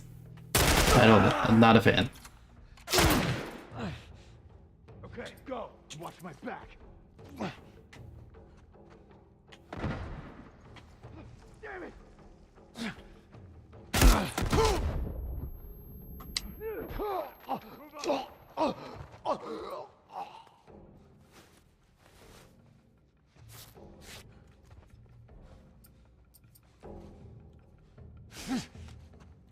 Don't lose him. Come on. I'm using up my axe. It sucks. This is the time to use it. This is the big fight section. I know, but it's the principle of the matter. Is there anyone else?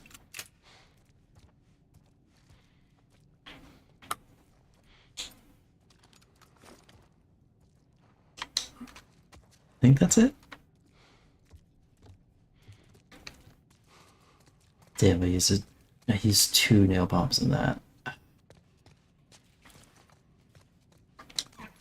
It wasn't even for AoE, it's just like one person each. How much health am I at? Okay. I really need to loot some more alcohol and rags.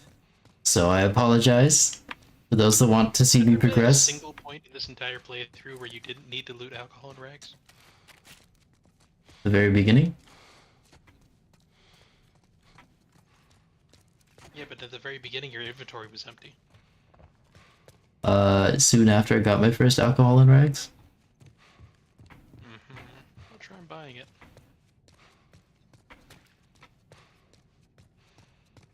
It's just I've been using a lot of medkits, and I'd like to restock.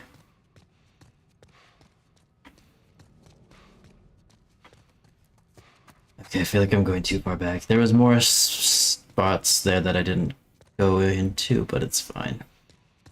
I'll be fine. Right?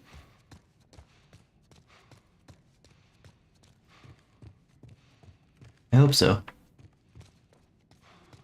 Now I am actually really curious to see if anyone did this game stealth only. So I feel like I'm trying, but it just gets to a point where there are people that just see me as I'm trying to stealth kill another one. That should buy me some time. Understand you wouldn't be carrying so many guns if you weren't planning on using them.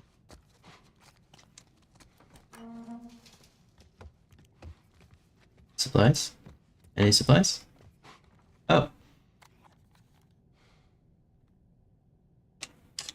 Hey, Anna. It's been a while since we spoke. I just gave the okay to proceed with the surgery. I really doubt I had much of a choice. Asking me was more of a formality. I need you to know that I've kept my promise all these years. Despite everything that I was in charge of, I looked after her. I would have done anything for her, and at times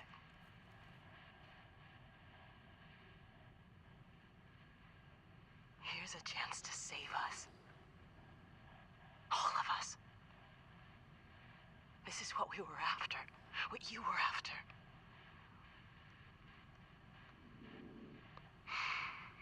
They asked me to kill the smuggler. I'm not about to kill the one man in this facility that might understand the weight of this choice. Maybe he can forgive me. Oh, I miss you, Anna. Your daughter will be with you soon.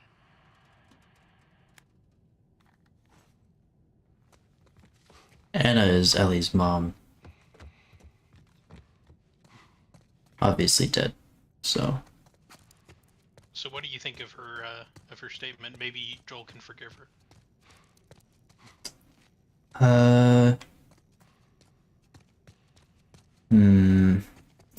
It's hard because I know what's gonna happen, so I'm just trying to like judge based off of the information that I would have had already up to this point. I think I would have liked it, or I would have thought that he would be able to forgive her, and I do know whether or not that's the case. Doctor? What are you doing in here? I won't let you take her. This is our future. Think of all the lives we'll save. Oh! Fucking animal! Carrie, shut the hell up! Come on, baby girl. I got you. I got you. Didn't think he was gonna stab her. Shit. Stab the doctor with a knife. The scalpel. He's carrying her toward pediatrics. Get up here, now! Shit. He's over here! I'm getting you out of here, girl. I got you. Cover the exit! I got you. Come on. Damn it, which way? You got nowhere to go. No! Let go of her! Let go of her! No! Okay, not that way. Or maybe that way, but like sneak. Come on.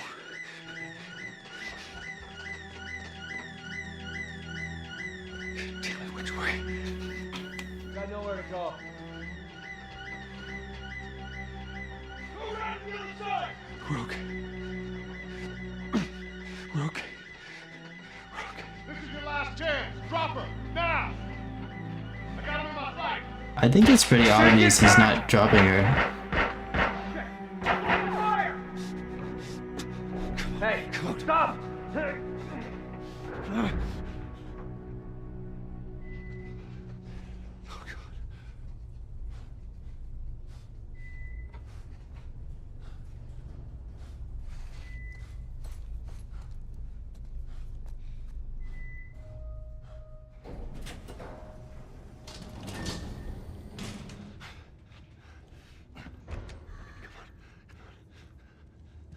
You can't save her. Even if you get her out of here, then what? How long before she's torn to pieces by a pack of clickers? That is, if she hasn't been raped and murdered first. It ain't for you to decide. It's what she'd want. And you know it. Look. You can still do the right thing here. She won't feel anything.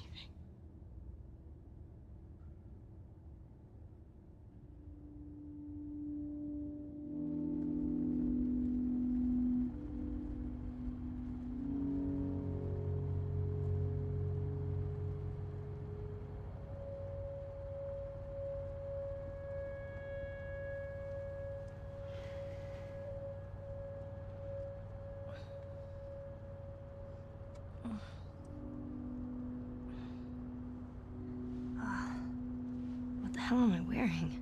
Just take it easy. Drugs are still wearing off. Oh, they definitely What fast happened? forwarded through that. Just like cut pretty abruptly. Found the fireflies.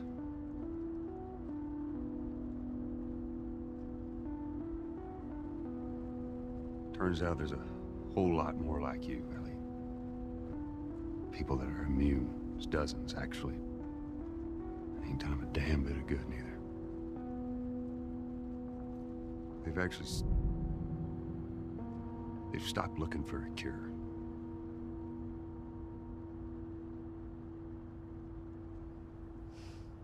I'm taking us home.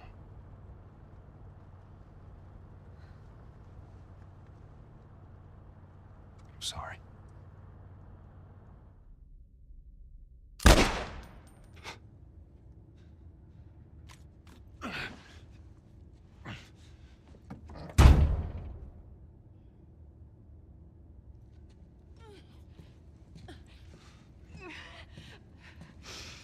Wait! Let me go. Please. You just come after her.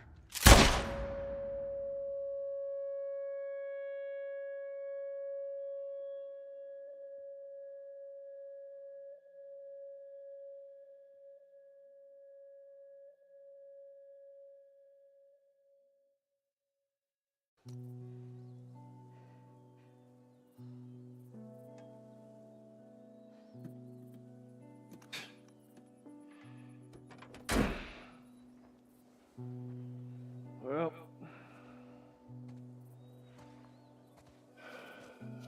looks like we're walking.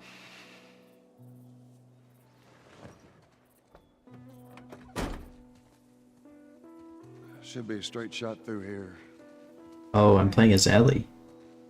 It's actually kind of pretty, ain't it? Yeah. Well, you're walking as Ellie. All right. Now watch your head going through. Here. I got it. Oh. Feeling my age now. That was a squirrel running up the I tree. told you, but Sarah and I used to take hikes like this. I think the two of you would have been good friends. I think you really would have liked her. I know she'd have liked you. Bet I would have. Oh. Look down there.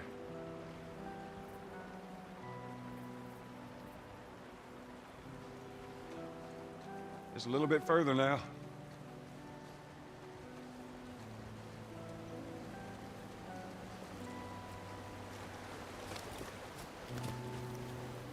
Oh, shit.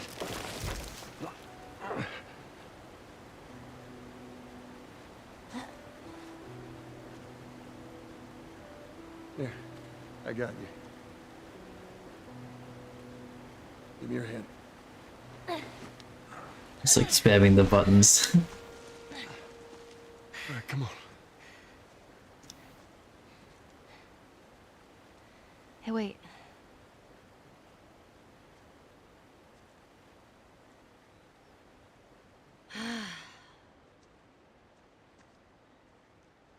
Back in Boston,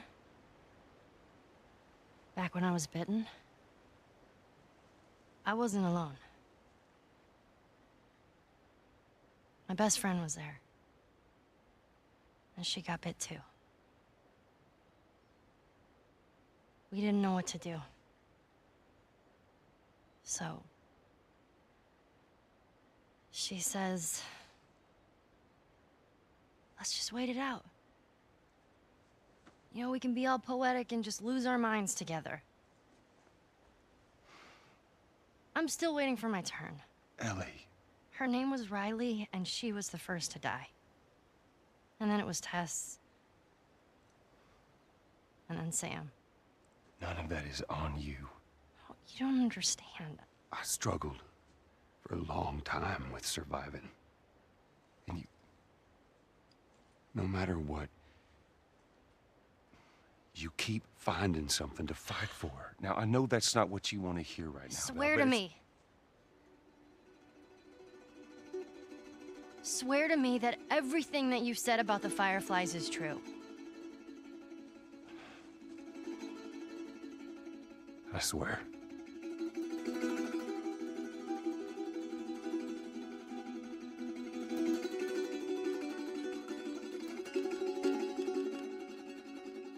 Okay.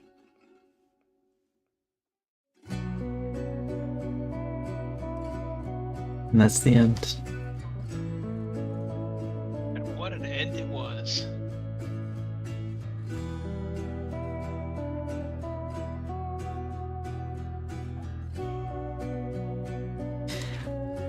There's a lot we could say.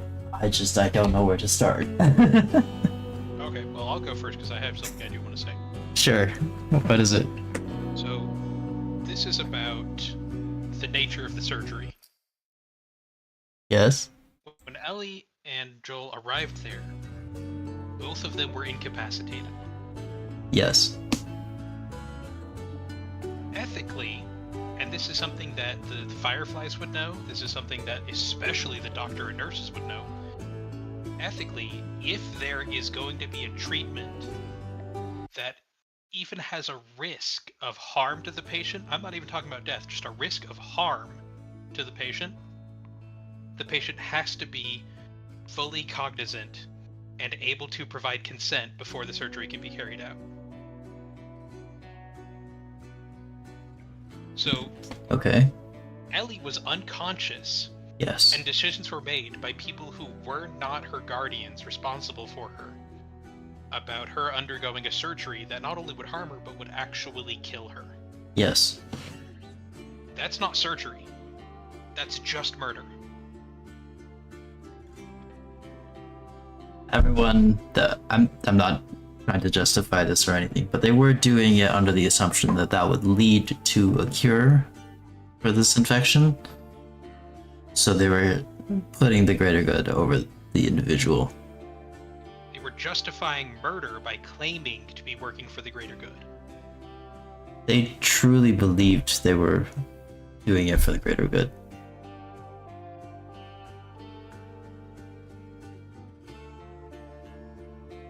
They believed they were doing it for the greater good does not mean the outcome would have been for the greater good. There's no proof of it. Well, we're never gonna find out if it would have led to the greater good because that didn't happen. But there is a chance. That we're never going to find out because they didn't murder a child? No. But it was a solid possibility. Probably, maybe even likely. I don't know that it was. If their plan was just to take the mutated cordyceps and introduce this strain to everybody, that's not actually even a plan. Well, it's more like the cordyceps that has been growing inside of a human body without harming it. So the assumption, I guess, is that if they can figure out a way to administer it to other people safely, then they would already have the cordyceps in them and technically like be infected, but without any of the negative side effects. Yeah, but that's literally insane. That's similar. They called it a vaccine, and it works in a similar way, I guess. It doesn't. A vaccine introduces a depleted form of the virulent vector of the disease so that your body can destroy it and your immune system memorizes how to deal with this disease. They don't have a sample of the cordyceps that the immune system can fight. They have a version that does not harm its host. It's a commensalist. I guess There's no way you're making a vaccine from that. the logic there is that having the cordyceps in the body means that you won't be infected in the way that the other zombies are. You will be infected, But but you're still infected. you're It's still not actually curing anything. you've got a safe form of the cordyceps inside of your body. But it's only safe so long as that strain doesn't mutate again when it's introduced to somebody else. YouTube name here says, it seems like they're working on the very basic concept of vaccines like cowpox versus smallpox. No, I'm not giving them that one. I'm not doing that because the people that are presented as the ones wanting to carry out this surgery are identified as surgeons and nurses. I do agree that they ethically should have at the very least gotten consent from Ellie. I don't think even Joel could be considered her guardian. I will say that. I can also kind of understand where they come from, even though I disagree with what they did. I'm saying where they're coming from is a false premise.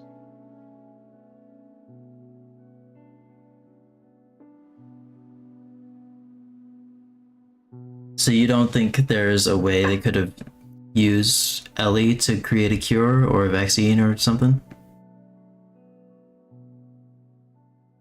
I don't think that even they believed that was possible. I think they believe that was possible.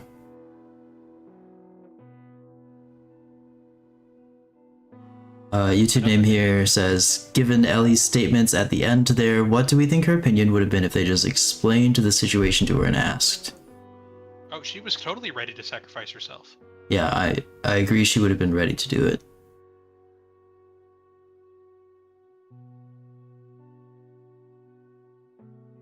I don't think that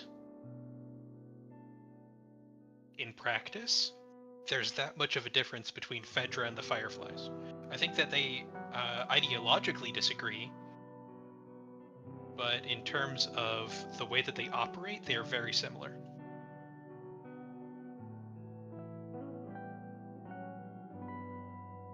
Because of Marlene claiming she didn't have a choice about them killing Ellie. YouTube name here says, I don't think I'd consider the vaccine/cure concept impossible because after all, this is still video game biology. Look, I'm approaching it not from a meta perspective, but from a perspective of in the story, here's how this plays out. I think narratively they tried to really reinforce the idea that Ellie was going to be a cure. And it wasn't until the very end that they revealed that in order to get the cure, Ellie would have to die in the process. That's why I think they presented it as a lot of desperate people believed that this was a chance for a cure. I don't think anyone was certain, and I think that everyone who espoused this belief needed something to believe in. I think that's also possible, but I think that their belief that Ellie was the cure is enough for them to justify to themselves why they were doing all of this.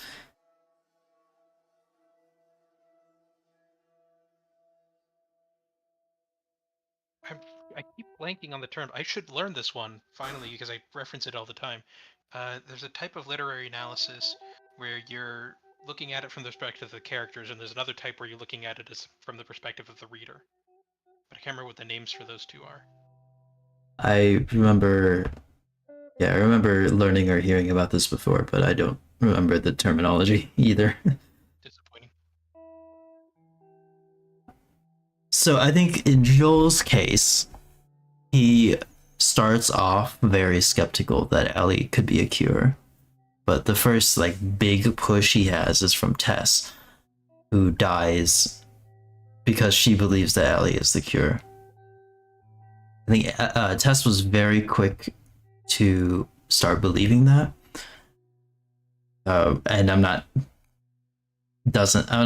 making any statements on whether or not their belief is true or what would have happened. But as far as Tess is concerned, Ellie is going to be the cure. 100%. And yeah. Joel is a little skeptical at the start, but his initial push towards believing was Tess. And then eventually he starts to grow fond of Ellie, and yeah, starts. I guess like his positive feelings towards her start to mix with the idea that she thinks he can, or he thinks she can be the cure. And so, just like being with Ellie, seeing her still be like a thinking, breathing human being despite being bitten really solidifies in his brain eventually that she can be the cure. I think Marlene believed it as soon as she saw that Ellie was infected and didn't turn. So she's been believing it for a while, which is why she's the one that originally gave Tess and Joel the mission to bring Ellie to the Firefly Hospital. So Marlene was, I guess, the one that initially believed that she could be the cure simply because she saw Ellie get bit and not turn. And she was operating under the altruistic belief that if she could learn more about Ellie's biology and the way she reacts to the cordyceps, she could find a way to make that happen to everyone in the world, develop some sort of cure or vaccine. And that's what she was trying to do. And since she's a big leader with the Fireflies and just like has a lot of power, I guess, like, I don't know. Apparently she doesn't. Not like physical power, although I wouldn't put it past her. No, I mean, she said that she had no choice but to kill Ellie. She believes in her brain, in her mind, that the only way to cure the disease and make it so that every single other person in the world can survive the cordyceps is through killing Ellie. But they don't know that. They've done literally no tests. The bite is in her arm. Meaning that if they wanted to understand the bite was in her arm, but they did run some tests, and there is cordyceps in her brain. Yeah, but I'm saying it's in more than just her brain. There are ways that you can begin examining this that are an actual medical approach, that are actually scientific, that don't involve we should murder this child. You think they were too hasty to put forward the option that she should be killed in order to make the cure? 110%. I can get behind It that. was so hasty, it indicates a level of intentional callousness. We've got some more messages from YouTube name here. It doesn't follow set laws, it just works as the story demands. The publishers wanted the player to question if Joel would sacrifice the greater good for his daughter figure. So I just say that the ending has more emotional weight if Joel truly is sacrificing humanity for his kid. Look, you're free to interpret it that way, but hand-waving the logical arguments just because, oh, that's what the game says, I don't think is a satisfactory response. So Just you're engaging with the story in a different perspective. Like I said, you're looking at it as the player, I'm examining the story as if you were one of the characters. I'm just trying to go back through the different parts of the game and think to myself, like, is the game truly believing that Ellie is going to be the cure, or is it that the people in the story are truly believing that? The information presented in the story is always uncertain. What is And presented is people who believe that she can be the cure. People who are sometimes very insistent on it. when We're never given any absolute information. yeah, so we're free to interpret it how we want, basically.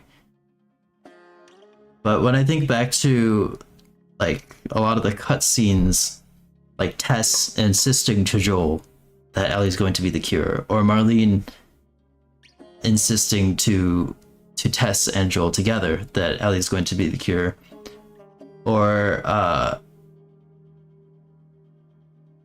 it's just like things that like that. They're making a point to showcase that she's Ellie is resistant enough where she would be able to cause this sort of belief in all of the other characters. And I don't know, I think that they wouldn't believe that if there wasn't a chance. I would say that the characters believe it, and the narrative presents it to push the player to believe it, but that doesn't make it true.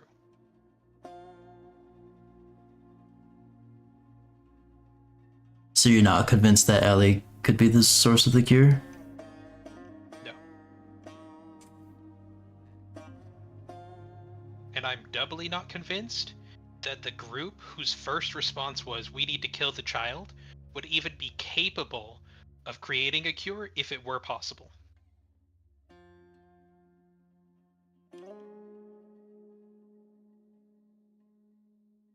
Huh.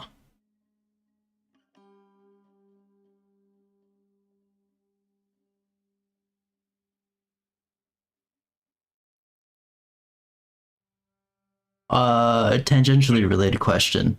Do you consider yourself to be more of a pessimist or an optimist? Generally, I'm an optimist. Okay. Because I would consider myself to be an optimist, and I'm trying to figure out if that's why I think Ellie could actually, like, in terms of like the narrative, could actually be the cure. I think part of the reason that you believe it is because you were playing as Joel. And Joel, over the course of the story, is convinced. And at the same time, the player is being convinced because they're put into the role of Joel. I mean, even just watching the show, when I'm not actually actively playing as Joel, I believe that Ellie could stand a chance of being the cure.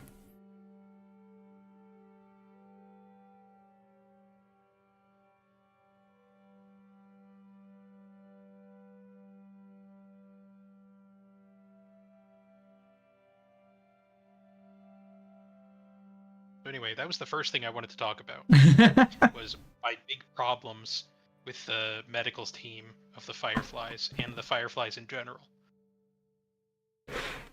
The other thing I wanted to talk about was Marlene. Yeah? What you have to say about Marlene? So Marlene made the decision to let them kill Ellie. Yes. I think that part of what made that so easy for Marlene, and you can say she found it emotionally difficult, ultimately, it was still an easy choice for her. What made that so easy for her was, in the time that Joel and Ellie were trekking across the states to this lab, Marlene had already killed off Ellie in her head. She had already decided there's no way that Ellie and these smugglers had survived. She's already dead. And started grieving her in that time period. I can see that. So then, when Ellie comes back, more than being a relief, it's shocking. And so, when Marlene gets the news that there's going to be a course correction that actually Ellie is still dead, Marlene finds that very agreeable. Maybe not even consciously.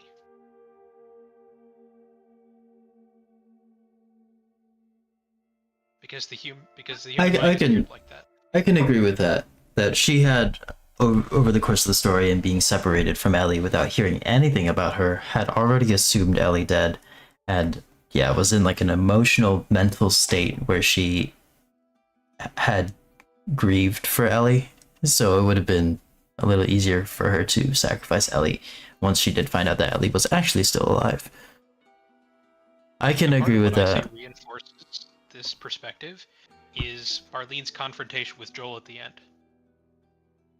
But I don't think it was easy. I mean, in the moment, I do think it was easy for her. Like in the hospital when she was deciding whether or not to tell the doctors to experiment on her. I think in that moment it was easy for her, but I still think the decision overall for her was hard because she had to think about this. I guess, during Joel and Ellie's entire trek, whatever she was doing on the side, I think the entire time while she was grieving for Ellie, she was definitely racked in her mind, thinking like, would Ellie be worth it? Would killing Ellie be worth it to make the cure? And so she had all this time, which took place over multiple months, maybe even like a year or so. She had all that time to come up with a decision. But I don't think that necessarily means it was easy. Now, here's the final piece that I think supports my perspective, is that when Joel goes on his rampage and is on the brink of escaping with Ellie, the only person standing in his way is Marlene. Joel has given Marlene the perfect excuse for her to bring back to the Fireflies, to say, I didn't catch him, he got past me, it was impossible to stop them. And just like that, the decision is out of her hands. She doesn't have to be responsible for killing Ellie. And in fact, she now knows Ellie is still alive. But instead, her response is to put Ellie right back into that operating room where she knows she will be killed. Marlene tries to convince Joel about this by making speculations on what could happen to Ellie if she goes out there. She could be raped, she could be murdered, she could be killed by clickers. But Marlene knows for a fact that there is a 100% chance that Ellie dies if Joel does give up. Yeah.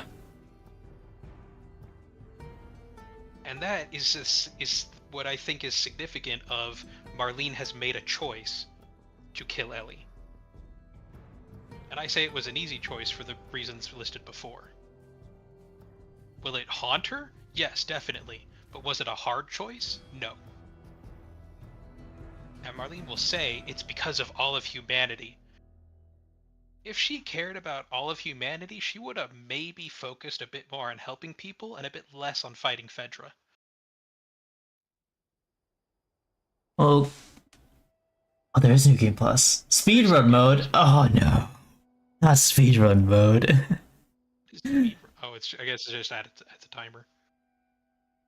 I guess I can list my thoughts for what you were talking Is about, there a mode but that lets you swap Joel with the Tofu Survivor? there might be a mod for that. Anyway, YouTube name here has been sending a lot of messages in the chat and then also retracting some of them.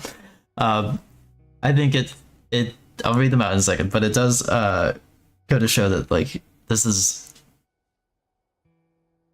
a very interesting story to talk about, because you might initially think that you feel one way about the events and then realize as you're like in the process of communicating it that you actually think the different way. But I think it shows that the story is generally pretty good.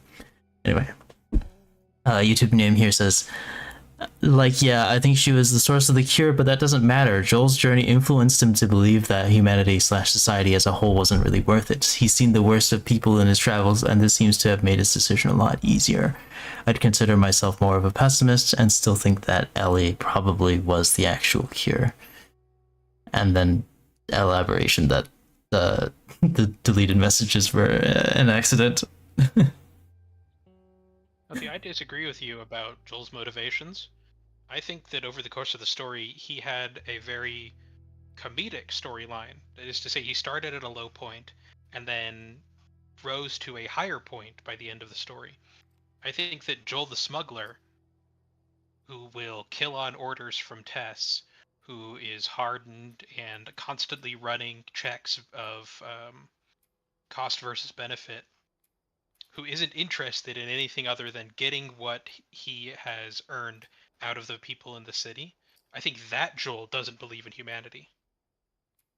I think that Joel at the end has started to regain some faith. He's seen people who managed to survive in all of this and continue to try to live, even if it means making hard choices, which was the two brothers. And he's seen people who have succeeded in spite of the odds, which was his brother and the whole town they'd created. So he came to the Fireflies kind of expecting that same sort of hope, and instead what the Fireflies had was desperation. Which is why at the very end, when he's confronting Marlene, you kind of get a glimpse of, yeah, this is smuggler Joel, who's doing what he sees as most efficient. That's my thoughts on it.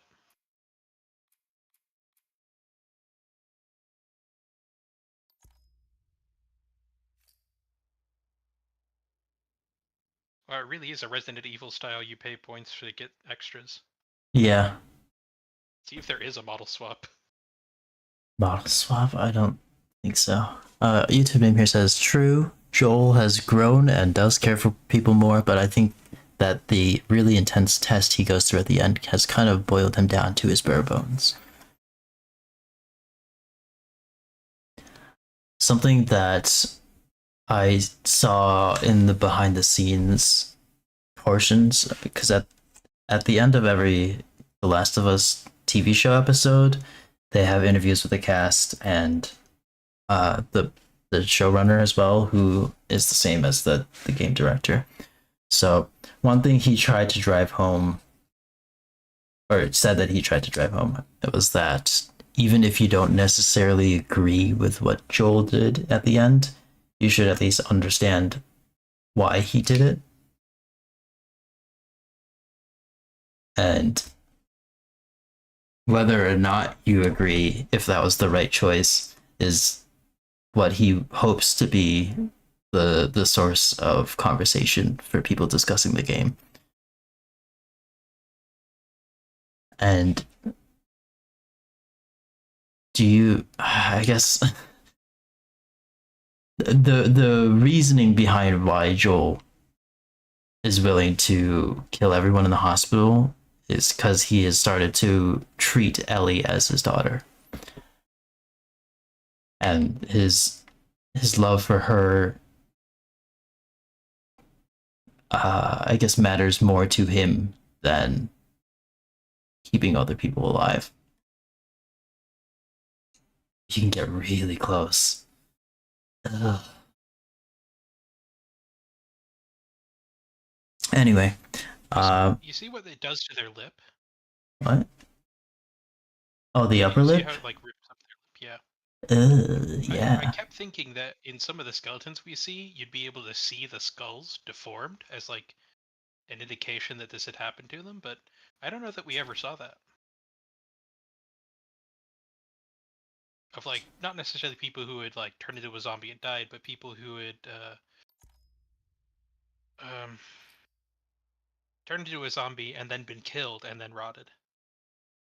Yeah, all of their lips are like that. YouTube name here says he may have learned to connect to others more, but at the end of the day, all he cares about is his daughter. So he cares about his brother.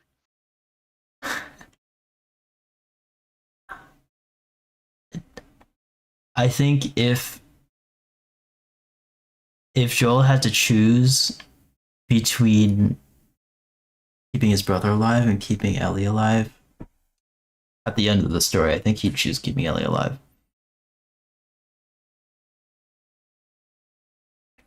YouTube name here says you can go through character development, but the core of a character might still remain the same. Again, a very pessimistic outlook. When pushed to the brink, some people will relapse in a way.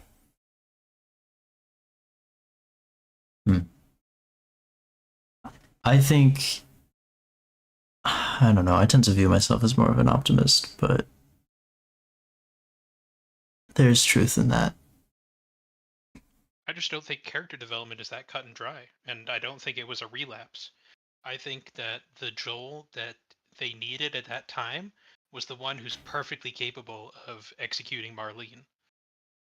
And I don't think that Joel needs to go through lessons again to reach the Joel that made it to Salt Lake City with Ellie. I think it's the same guy. I think it's just that he needed to be a different person to survive at that moment. Stop getting more models. Look at the other extras. I'm really interested in seeing this because they look disgusting and I want to see it up close. it's, a, Anyway, it's a morbid curiosity. so we've discussed some of the themes of the game, kind of implicitly when we're talking about the characters. Was there anything else on that point you wanted to talk about?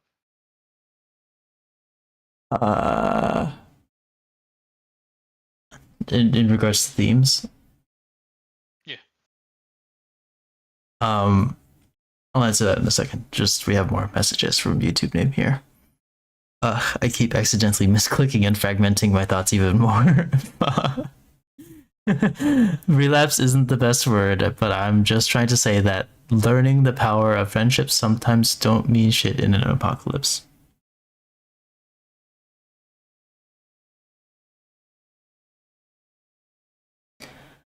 And then as for that whole stuff about themes, I don't know what sort of themes are you trying to get at? No, just any overarching themes in the story that you noticed. We talked about a couple of them. Things like the character development and how people cope with the apocalypse, talking about Joel's development. Those are some of the themes.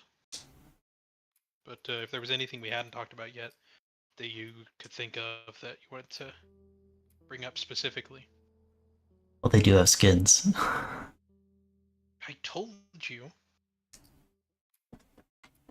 They're not that interesting.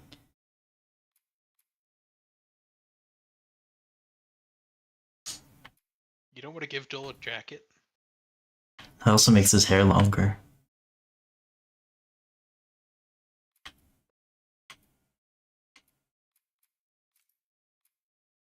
Oh, you can change his backpack, okay.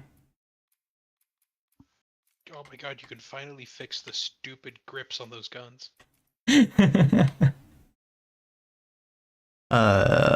More stuff from chat. In a kinder world, Joel could continue his journey and become a better man, but he's in an incredibly shitty situation. So instead, he does what he can and just attempts to be a good father to one person. I'll stop. Sorry. I mean, Don't that's- stop. Don't stop. Jack and Daxter. What I'm saying, though, is that the Joel that kills Marlene is still a good man. It's just that in that moment, what he needed to do to keep both of them alive was very callous. Hey, is that Astrobot? Yes. Cool. I don't think Joel's goodness or evilness is cut and dry. And I think I don't know, maybe the only reason why I'm thinking that is because the Last of Us Part Oh my 2, god, Kill Bill? The Last of Us Part 2, or at least the one episode of it that I saw, already starts to paint the picture that, like, for those that Joel has been against, he is very much an evil person.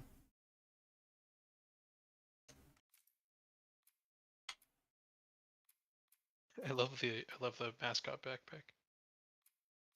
Jack goggles.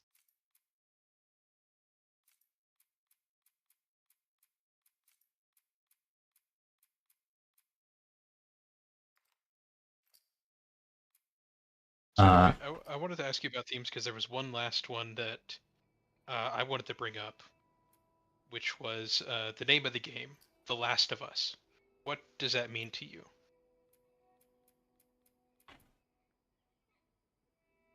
um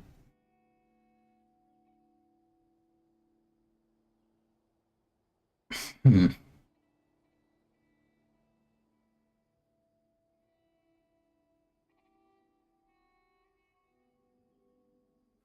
I hadn't really thought about this before, and I'm still like trying to formulate my thoughts on that. No, it's cool. Take a minute. I knew that this one would kind of be a whammy, which is why I was saving it for the end. When it comes to the title of The Last of Us,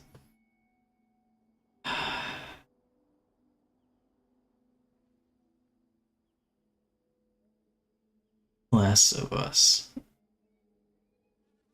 it doesn't.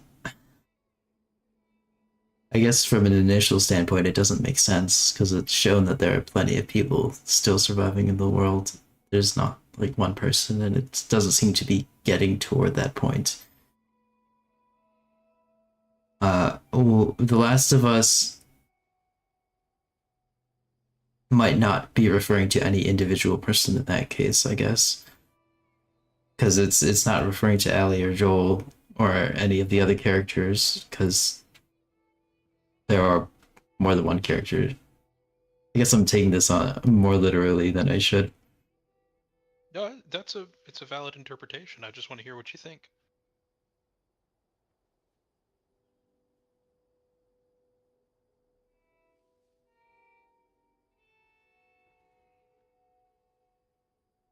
I don't know. I guess I'm kind of. I don't really feel one way or another about the title. I do wonder if it's something that the producers were deliberating on for a long time, if this is what they should call it. But I don't know. So I don't think the literal interpretation. I'm gonna share some of my thoughts on it. And yeah, I think you have more to share that than should I give you do. some more time to think about your own interpretation of it. I don't think the literal interpretation is necessarily wrong. If we look at pure numbers, and if we look at the state of the cities that we pass through, you could very easily say that upwards of 90% of the population of the US at that point is dead. And the remaining less than 10% has only just managed to reach a point where things are kind of stable and maybe recovering a little bit. So The Last of Us being the last people who have managed to survive isn't necessarily a wrong interpretation of what it means. Oh my god, 8-bit would kill me. I can't watch this game in 8-bit. The headache. Some of these filters are bad, but 8-bit is just I can't do it. Anyway, but that's not what I think The Last of Us means. I think that The Last of Us here is about the last of what all of the characters can find inside of themselves, if that kind of makes sense. Like, The Last of Us is a question that each character answers differently.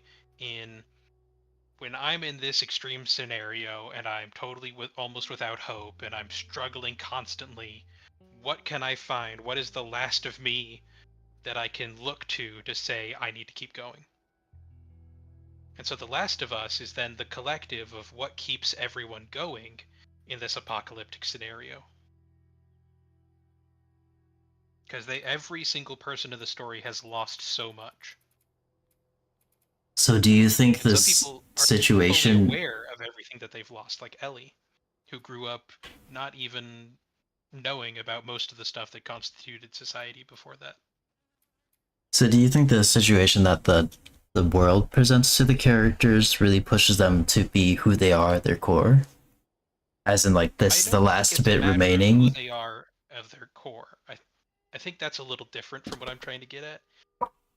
I think it's about where the characters are finding the motivation to carry on. If basically they were presented with, they had to give up nearly everything, what are the things that they have held on to the very last? Who you are kind of comes from what it is that you do, but I'm more asking, what is it that makes the characters want to do what they're doing?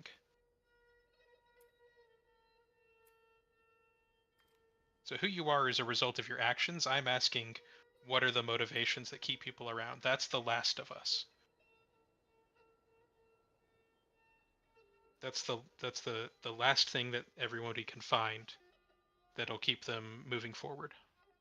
And part of the reason I like that interpretation is it comes to what Joel was saying about having experienced lost, is that he felt like every day he was pressed to find a reason to keep moving forward.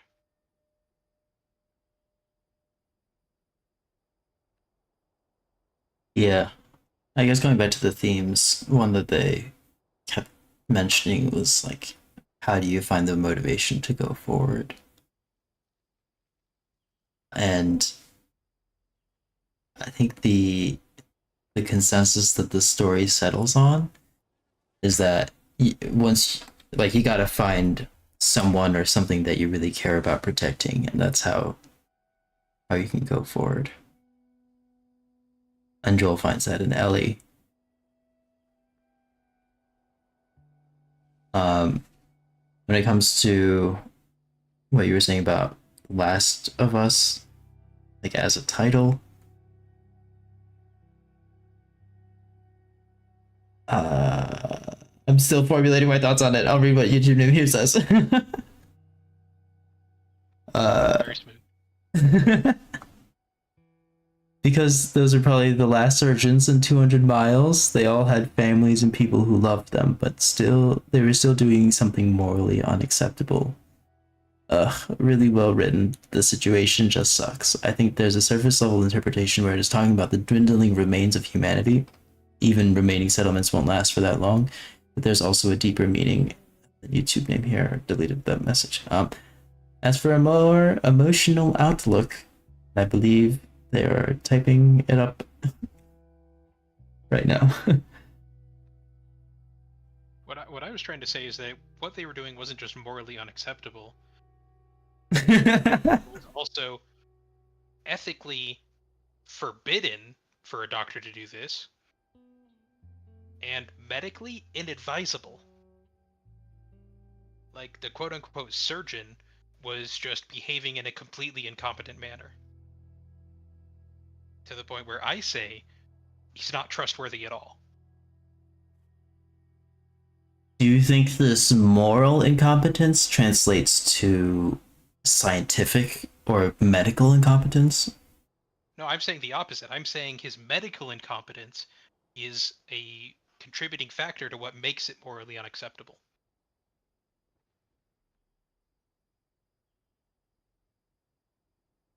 Because It I was bad science and bad medicine, and that's part of the reason he cannot that him and the surgeon and the Fireflies cannot justify it.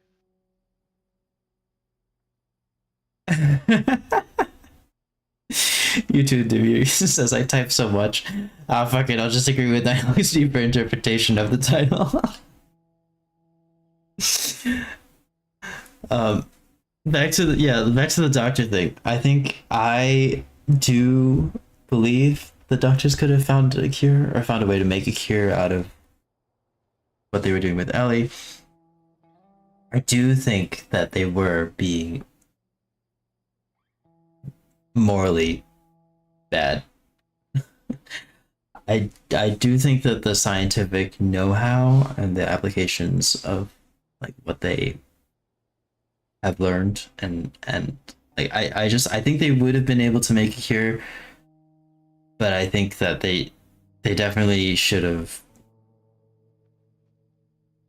at the very least gotten Ellie's permission. But even still, she's what, like 13 or 14 in this game. They should have waited until she's an adult to get her But honestly, permission. at this point, I'm wondering if Monkey Cordyceps guy might have been the voice of reason if he had been in that room. No. That Monkey Cordyceps guy He'd been is like, not what the if voice of before reading. we murder the child, we take a sample of her strain and put it into a monkey? I think that would have been a more reasonable course of action.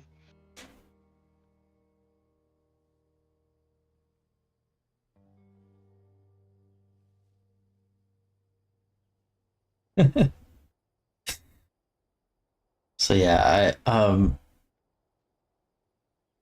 I don't think the doctors were incompetent in the way, in like the aspect that they would have been able to make a cure. Or at least I believe they would have been able to make a cure. But I do think they were ethically incompetent, morally incompetent, because they did not go about this whole thing in a very ethical or moral way. Oh, I just remembered something that I want to mention about Marlene. Yeah. Is that Marlene presents herself as a soldier, as a commander of the Fireflies. Would you agree with that? That's a fair statement? I don't know if soldier is correct, but definitely a leader and commander. That's how I see it. And soldiers operate under certain rules. And if they are put into a situation where they are pressed to violate the rules that they are supposed to operate under, the rules that humanity as a whole has decided are what makes killing each other in warfare acceptable, then they are under an obligation to refuse to follow orders that make them violate the rules of war. And if they see other people doing that, they're under a moral obligation, not necessarily a legal one, but a moral obligation to stop that from happening, up to and including force. But Marlene chooses to stand by when she sees something wrong happening right in front of her. That was one of the other problems I had with Marlene. Do you think there's ever a point where a soldier could be pushed to sort of like hand wave aside those complications, those moral dilemmas? Because I if there are, an apocalypse would definitely be one of those scenarios. I would say we can invent a scenario where a specific person could be pushed in a specific scenario to do something unethical in that way. But I would say otherwise, no. The rules of war already apply in a scenario where all other veneers of civilization have been stripped away, which is open combat. Because in The Last of Us, at the very You least, can't convince me that the zombie apocalypse is more of a combat zone than any other form of warfare. The rules of war well, will still yeah, apply. in That's the minimum level of ethics that humankind has decided must be applied at all times. in The Last of Us, this apocalypse scenario has been going on for 20 years at least. I'm sort of trying to think in my head if being in that situation for that long would cause some of them to sort of toss away some of their morals, especially stuff like the Hippocratic Oath for the doctors, or Marlene and her ethics of warfare.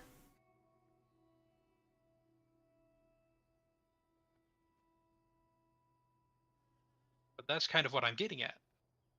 Is the act of casting those away does itself color the moral imperative. Or that's not exactly the right word. It does, in fact, color how I weigh Marlene's choices and how much blame I place on her.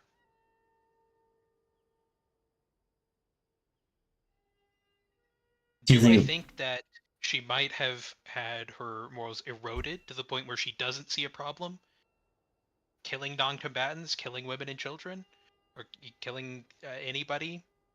I think that is possible. Do I condemn her for it? Also, yes.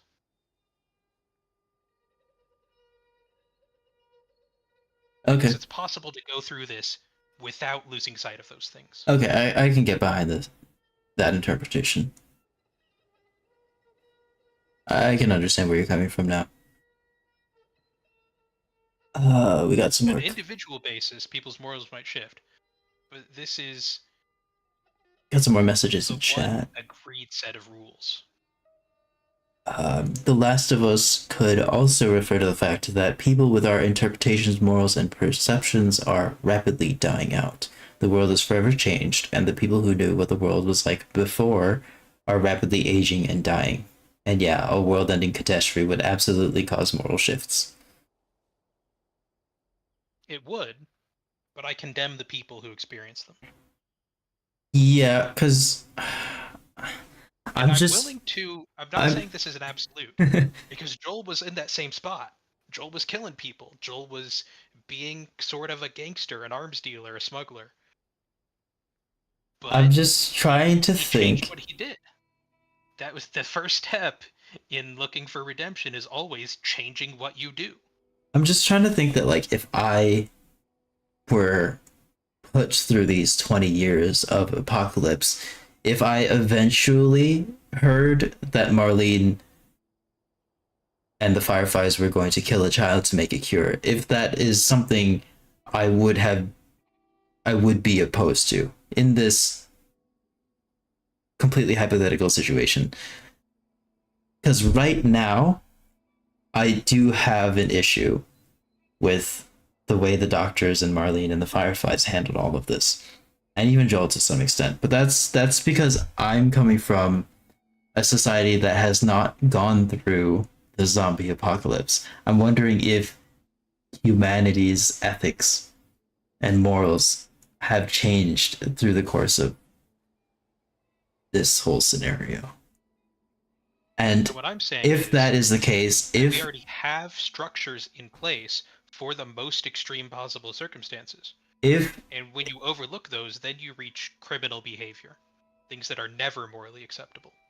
if the people in the world at the time during the story that the story takes place, if people in general do not find this whole killing of Ellie to be morally reprehensible,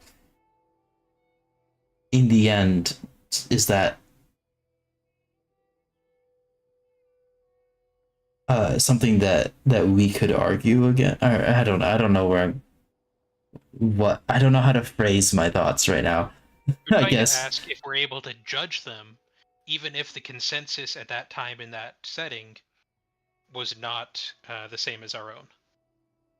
If we have the standing to make that judgment. Yeah, I guess in a And my way. answer is yes, but you may disagree with me on that point. More messages in chat.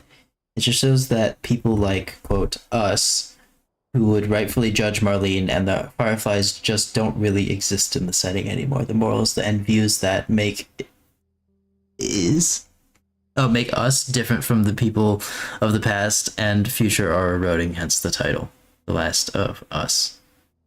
Oh, okay.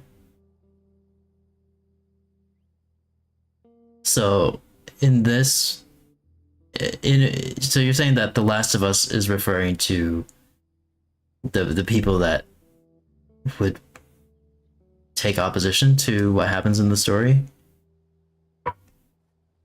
and how in the setting as it's presented, there are less and less people that are behaving morally, and that is like the remaining few people that are behaving morally are The Last of Us. Now, part of the reason I don't buy that is because I'm a classicist. You're a classist? Jeez, I can't have you here. That means that I know what the earliest structures of moralism were in human history, a time when people were still very much at the mercy of nature. So if you want to talk about the law of the jungle, I've read the books. There are still things that people have always said you do not do.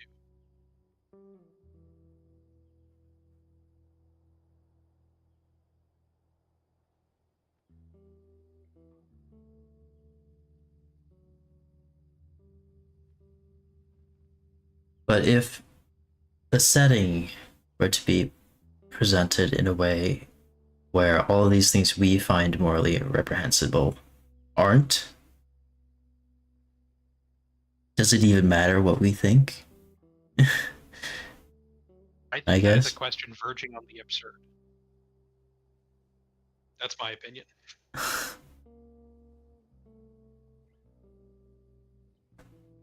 Maybe that wasn't the right way to phrase it, because I've been, the way I phrased it in my mind was like, do we even have a right to judge? And yes, I think we do. We have a right to judge, but that's not accurately putting words to the way my brain is viewing this. And I don't have the vocabulary to do this.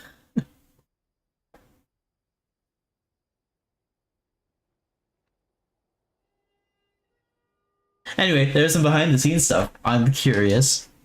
Damn it, you have to pay these things for it.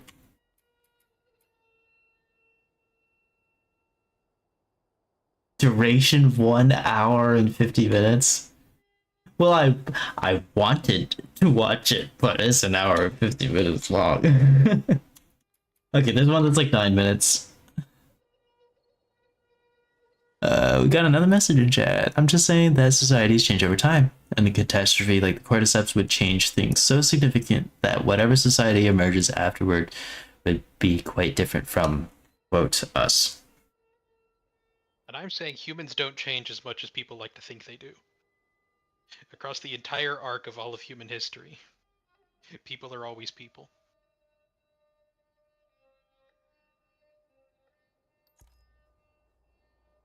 I like these conversations. We are unfortunately nearing the end of the time I would like to be streaming for. Next week, I'm not going to be playing Monster Hunter Stories 2. I will... No, because there's a DLC in this game, and I do want to play the DLC. Okay, I still have time, good. But before we end this stream, this behind the scenes moment is 9 minutes long. We do have time for 9 more minutes of stuff, so I guess we can watch it or something. Anyway, here it is.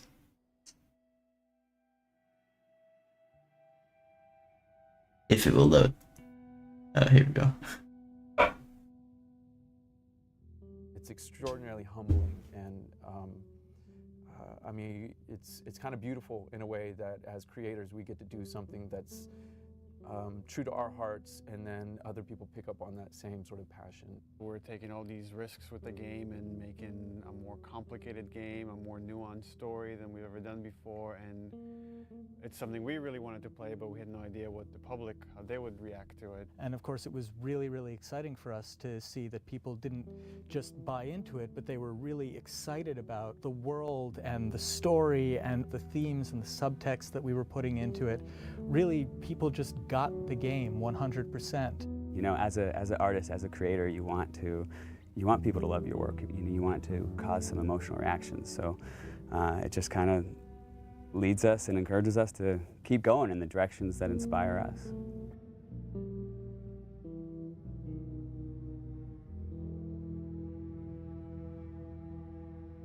The Last of Us: American Dreams, the graphic novel we released through Dark Horse, co-created by Faith Erin Hicks, the co-writer and amazing artist on that comic book. And it introduces the character of Riley.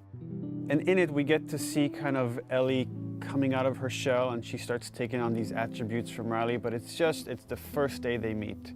And it became really interesting to us to say, okay, months later, after these two have become best friends, and they've had this falling out, where does that relationship go? In discussing ideas, it's like, what if we got to play through that kind of relationship? What if we saw that relationship? And it gives us an opportunity to test out various mechanics and storytelling ideas that maybe we couldn't test on the scale of the full game, but doing it in a smaller time frame allows us to try out these ideas and say, okay, that's interesting. How did that work? The comic book was kind of a great way to see a little bit of what Ellie and Riley's relationship was. So when we set out to design the world, we already had a point of reference that there had already been some great work done just in terms of some of the visuals and some of the language between Riley and Ellie.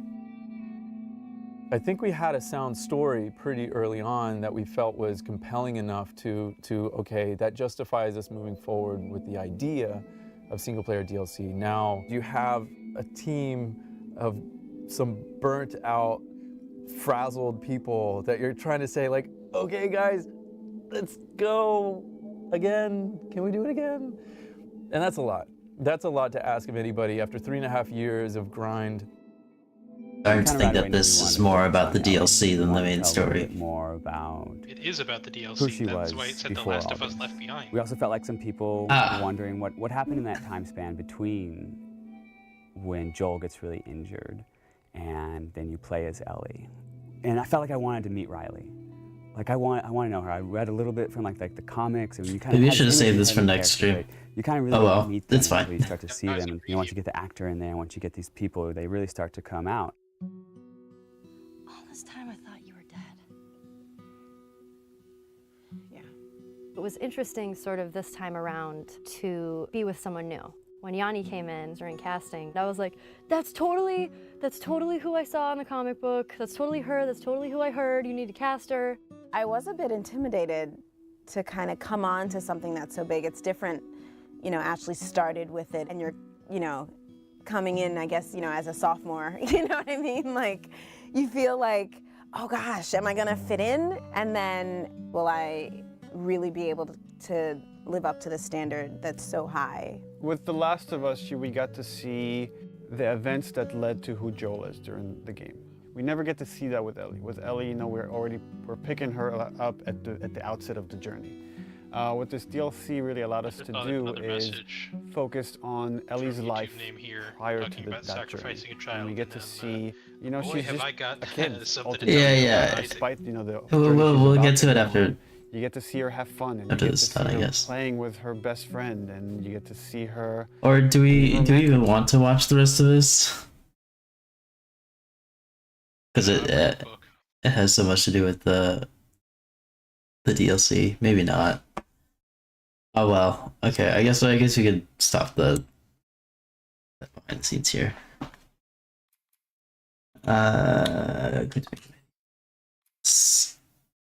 Okay, YouTube name here does say yes, overall people are people, and Stroll and his love for his family being a core theme, but other things are more malleable. Sacrificing a child for the greater good is reprehensible to us, but it's reasonable to think that a wholly changed society trying to survive in the wake of such destruction may not hold such beliefs.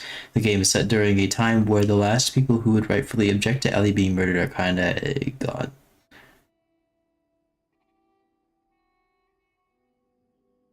If you want to talk about the concept of sacrificing a child and its relevance to moral and ethical philosophy in anthropology, the earliest example I personally know of that I can point you to is Isaac from the Torah.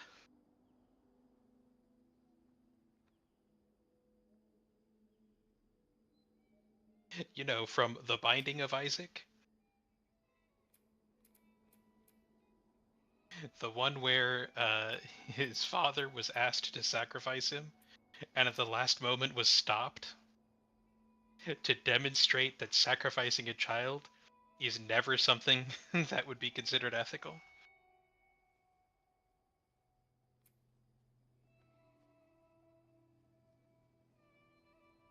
Yeah, this is definitely behind the scenes for the DLC. Oops, I should have read that more closely. I should have read that more closely. My bad. Something I did want to touch on though is the soundtrack. I guess I'm sort of used to playing a lot of video games, minus Dark Souls, where the whole game is covered head to toe, start to finish, with bombastic like music themes that happen a lot. But this game specifically was a lot more subtle with it, and I guess I like it.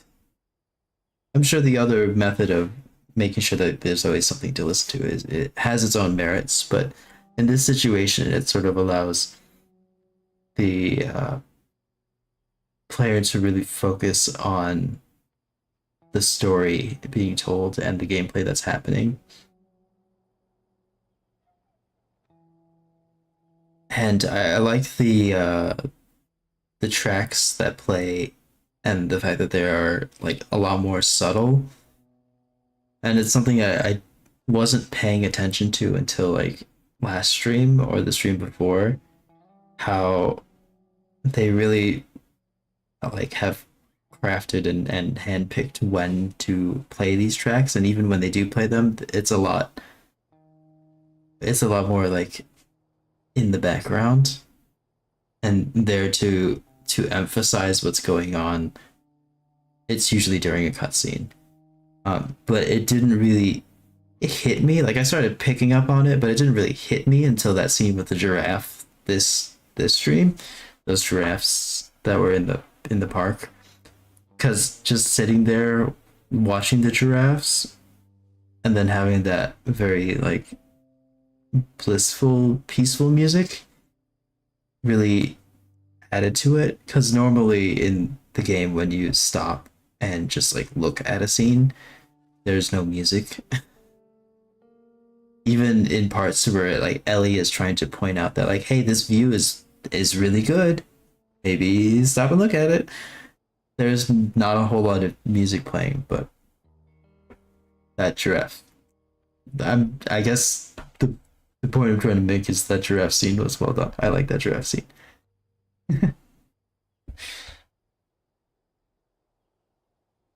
I think it was very. The same thing. Giraffes at my local zoo, and it is awesome. I would recommend it to everybody. Go to a zoo, feed the giraffes. I think it's really interesting how they put something like that just before the final act, I guess, the final portion of the game. I think the game could have done more to put like maybe one or two scenes like that earlier in the game, but I'm very glad that that scene was there.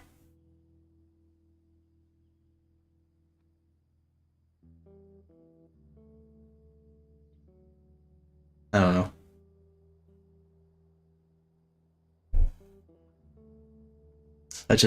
I also find it I'm just I really like not just like the scene itself, but where it fits in the story, because in a way it is the transition between what happens with the that cannibals settlement and what happens in Salt Lake City, and having that little interim there, it provides like a good break from the action, because there is that stuff in the cannibalistic settlement in Colorado was very tense, and then just following that up with another tense scene would have been fine. It would have been good, but giving us a short break from that with definitely like the most positive scene of the story yet definitely allows us to, I guess, transition into the next tense scene better, which is Joel taking over the hospital, or escaping from the hospital, rescuing Ellie from the hospital, however you want to describe it. And I guess I just cannot stop gushing about that giraffe scene. And I wish that I wish they did it more earlier. So like I think another point where it would have been really good to put a scene like that would be after what happened with Henry and Sam. Because to me, that scene with Henry and Sam was definitely the most emotionally impactful. So having a calm scene after that, not just, yeah, having a calm scene after that would have been, I guess, like a really good way to wind down from that before going into the next tense scene. Because after the scene with Henry and Sam, you immediately go into the part with the dam and Joel's brother and like bandits, and then like you have to worry about like, oh, is Joel's brother gonna take Ellie to the university or whatever. And it's just, it goes from one tense scene to another tense scene with only like the tiniest little bit of break in between. But I wish they had put an additional scene like that giraffe one after the Henry and Sam part.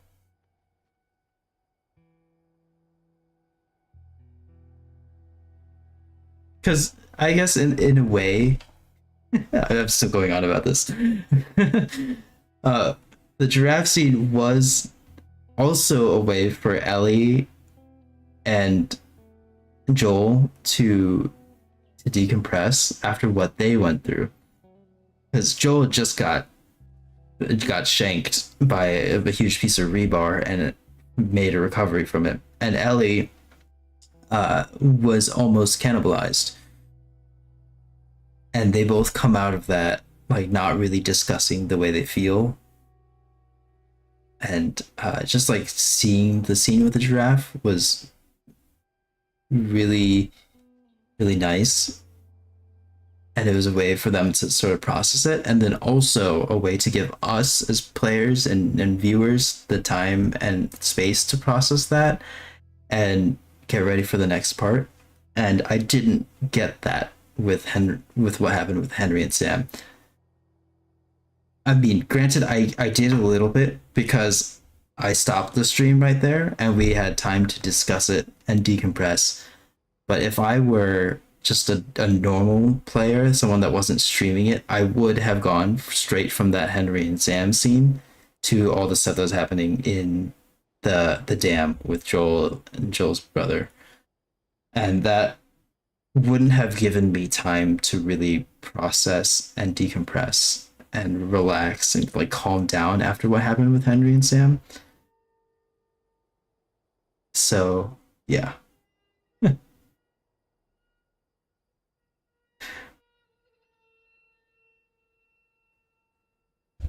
I don't know. I wasn't there for some of the Joel and his brother scenes, so I can't really comment on them too much. The introduction we get to meeting up with Joel's brother, whose name I should know and we should know at this point, especially me because I've seen the show twice and played the game once. But anyway, it starts with them like going through a dam and then eventually they are like shot at, but then no, I mean I get all of yeah. that. I'm just saying I don't have anything to add to your commentary. Okay. YouTube name here says, "Oh man, the Henry and Sam scene was tough to watch. I just felt kind of broken inside for a while after that. So I'm glad that we got some extra time to process between the streams." I definitely agree.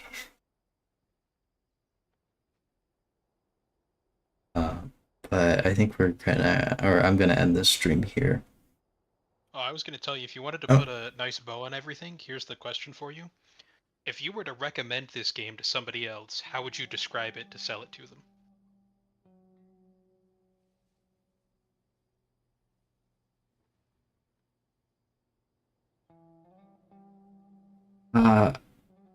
Yes, it is a narrative focused zombie apocalypse game where it really goes into the details of how people react to each other in the zombie apocalypse. Because when I think of other zombie apocalypse games like Resident Evil or like Daisy or wait, does Silent Hill count? I don't know if Silent Hill counts. But games like that are definitely more action focused and less narrative focused. So what sets The Last of Us apart from the other games in a similar genre is that there's a bigger emphasis on the characters instead of the action. And it's refreshing, I guess. All right.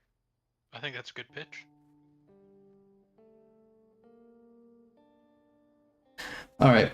Gonna end this stream here. Thank you all for tuning in. Next time we'll do the DLC.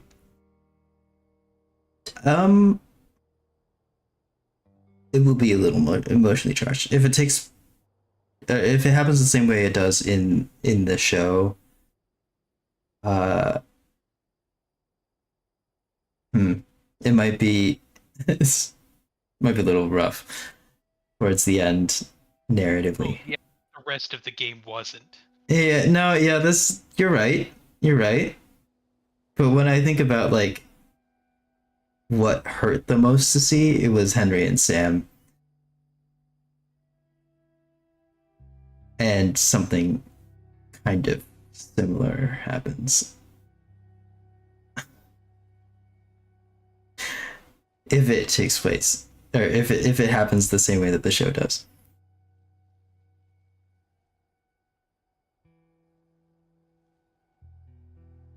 Anyway, so I'll see you for that.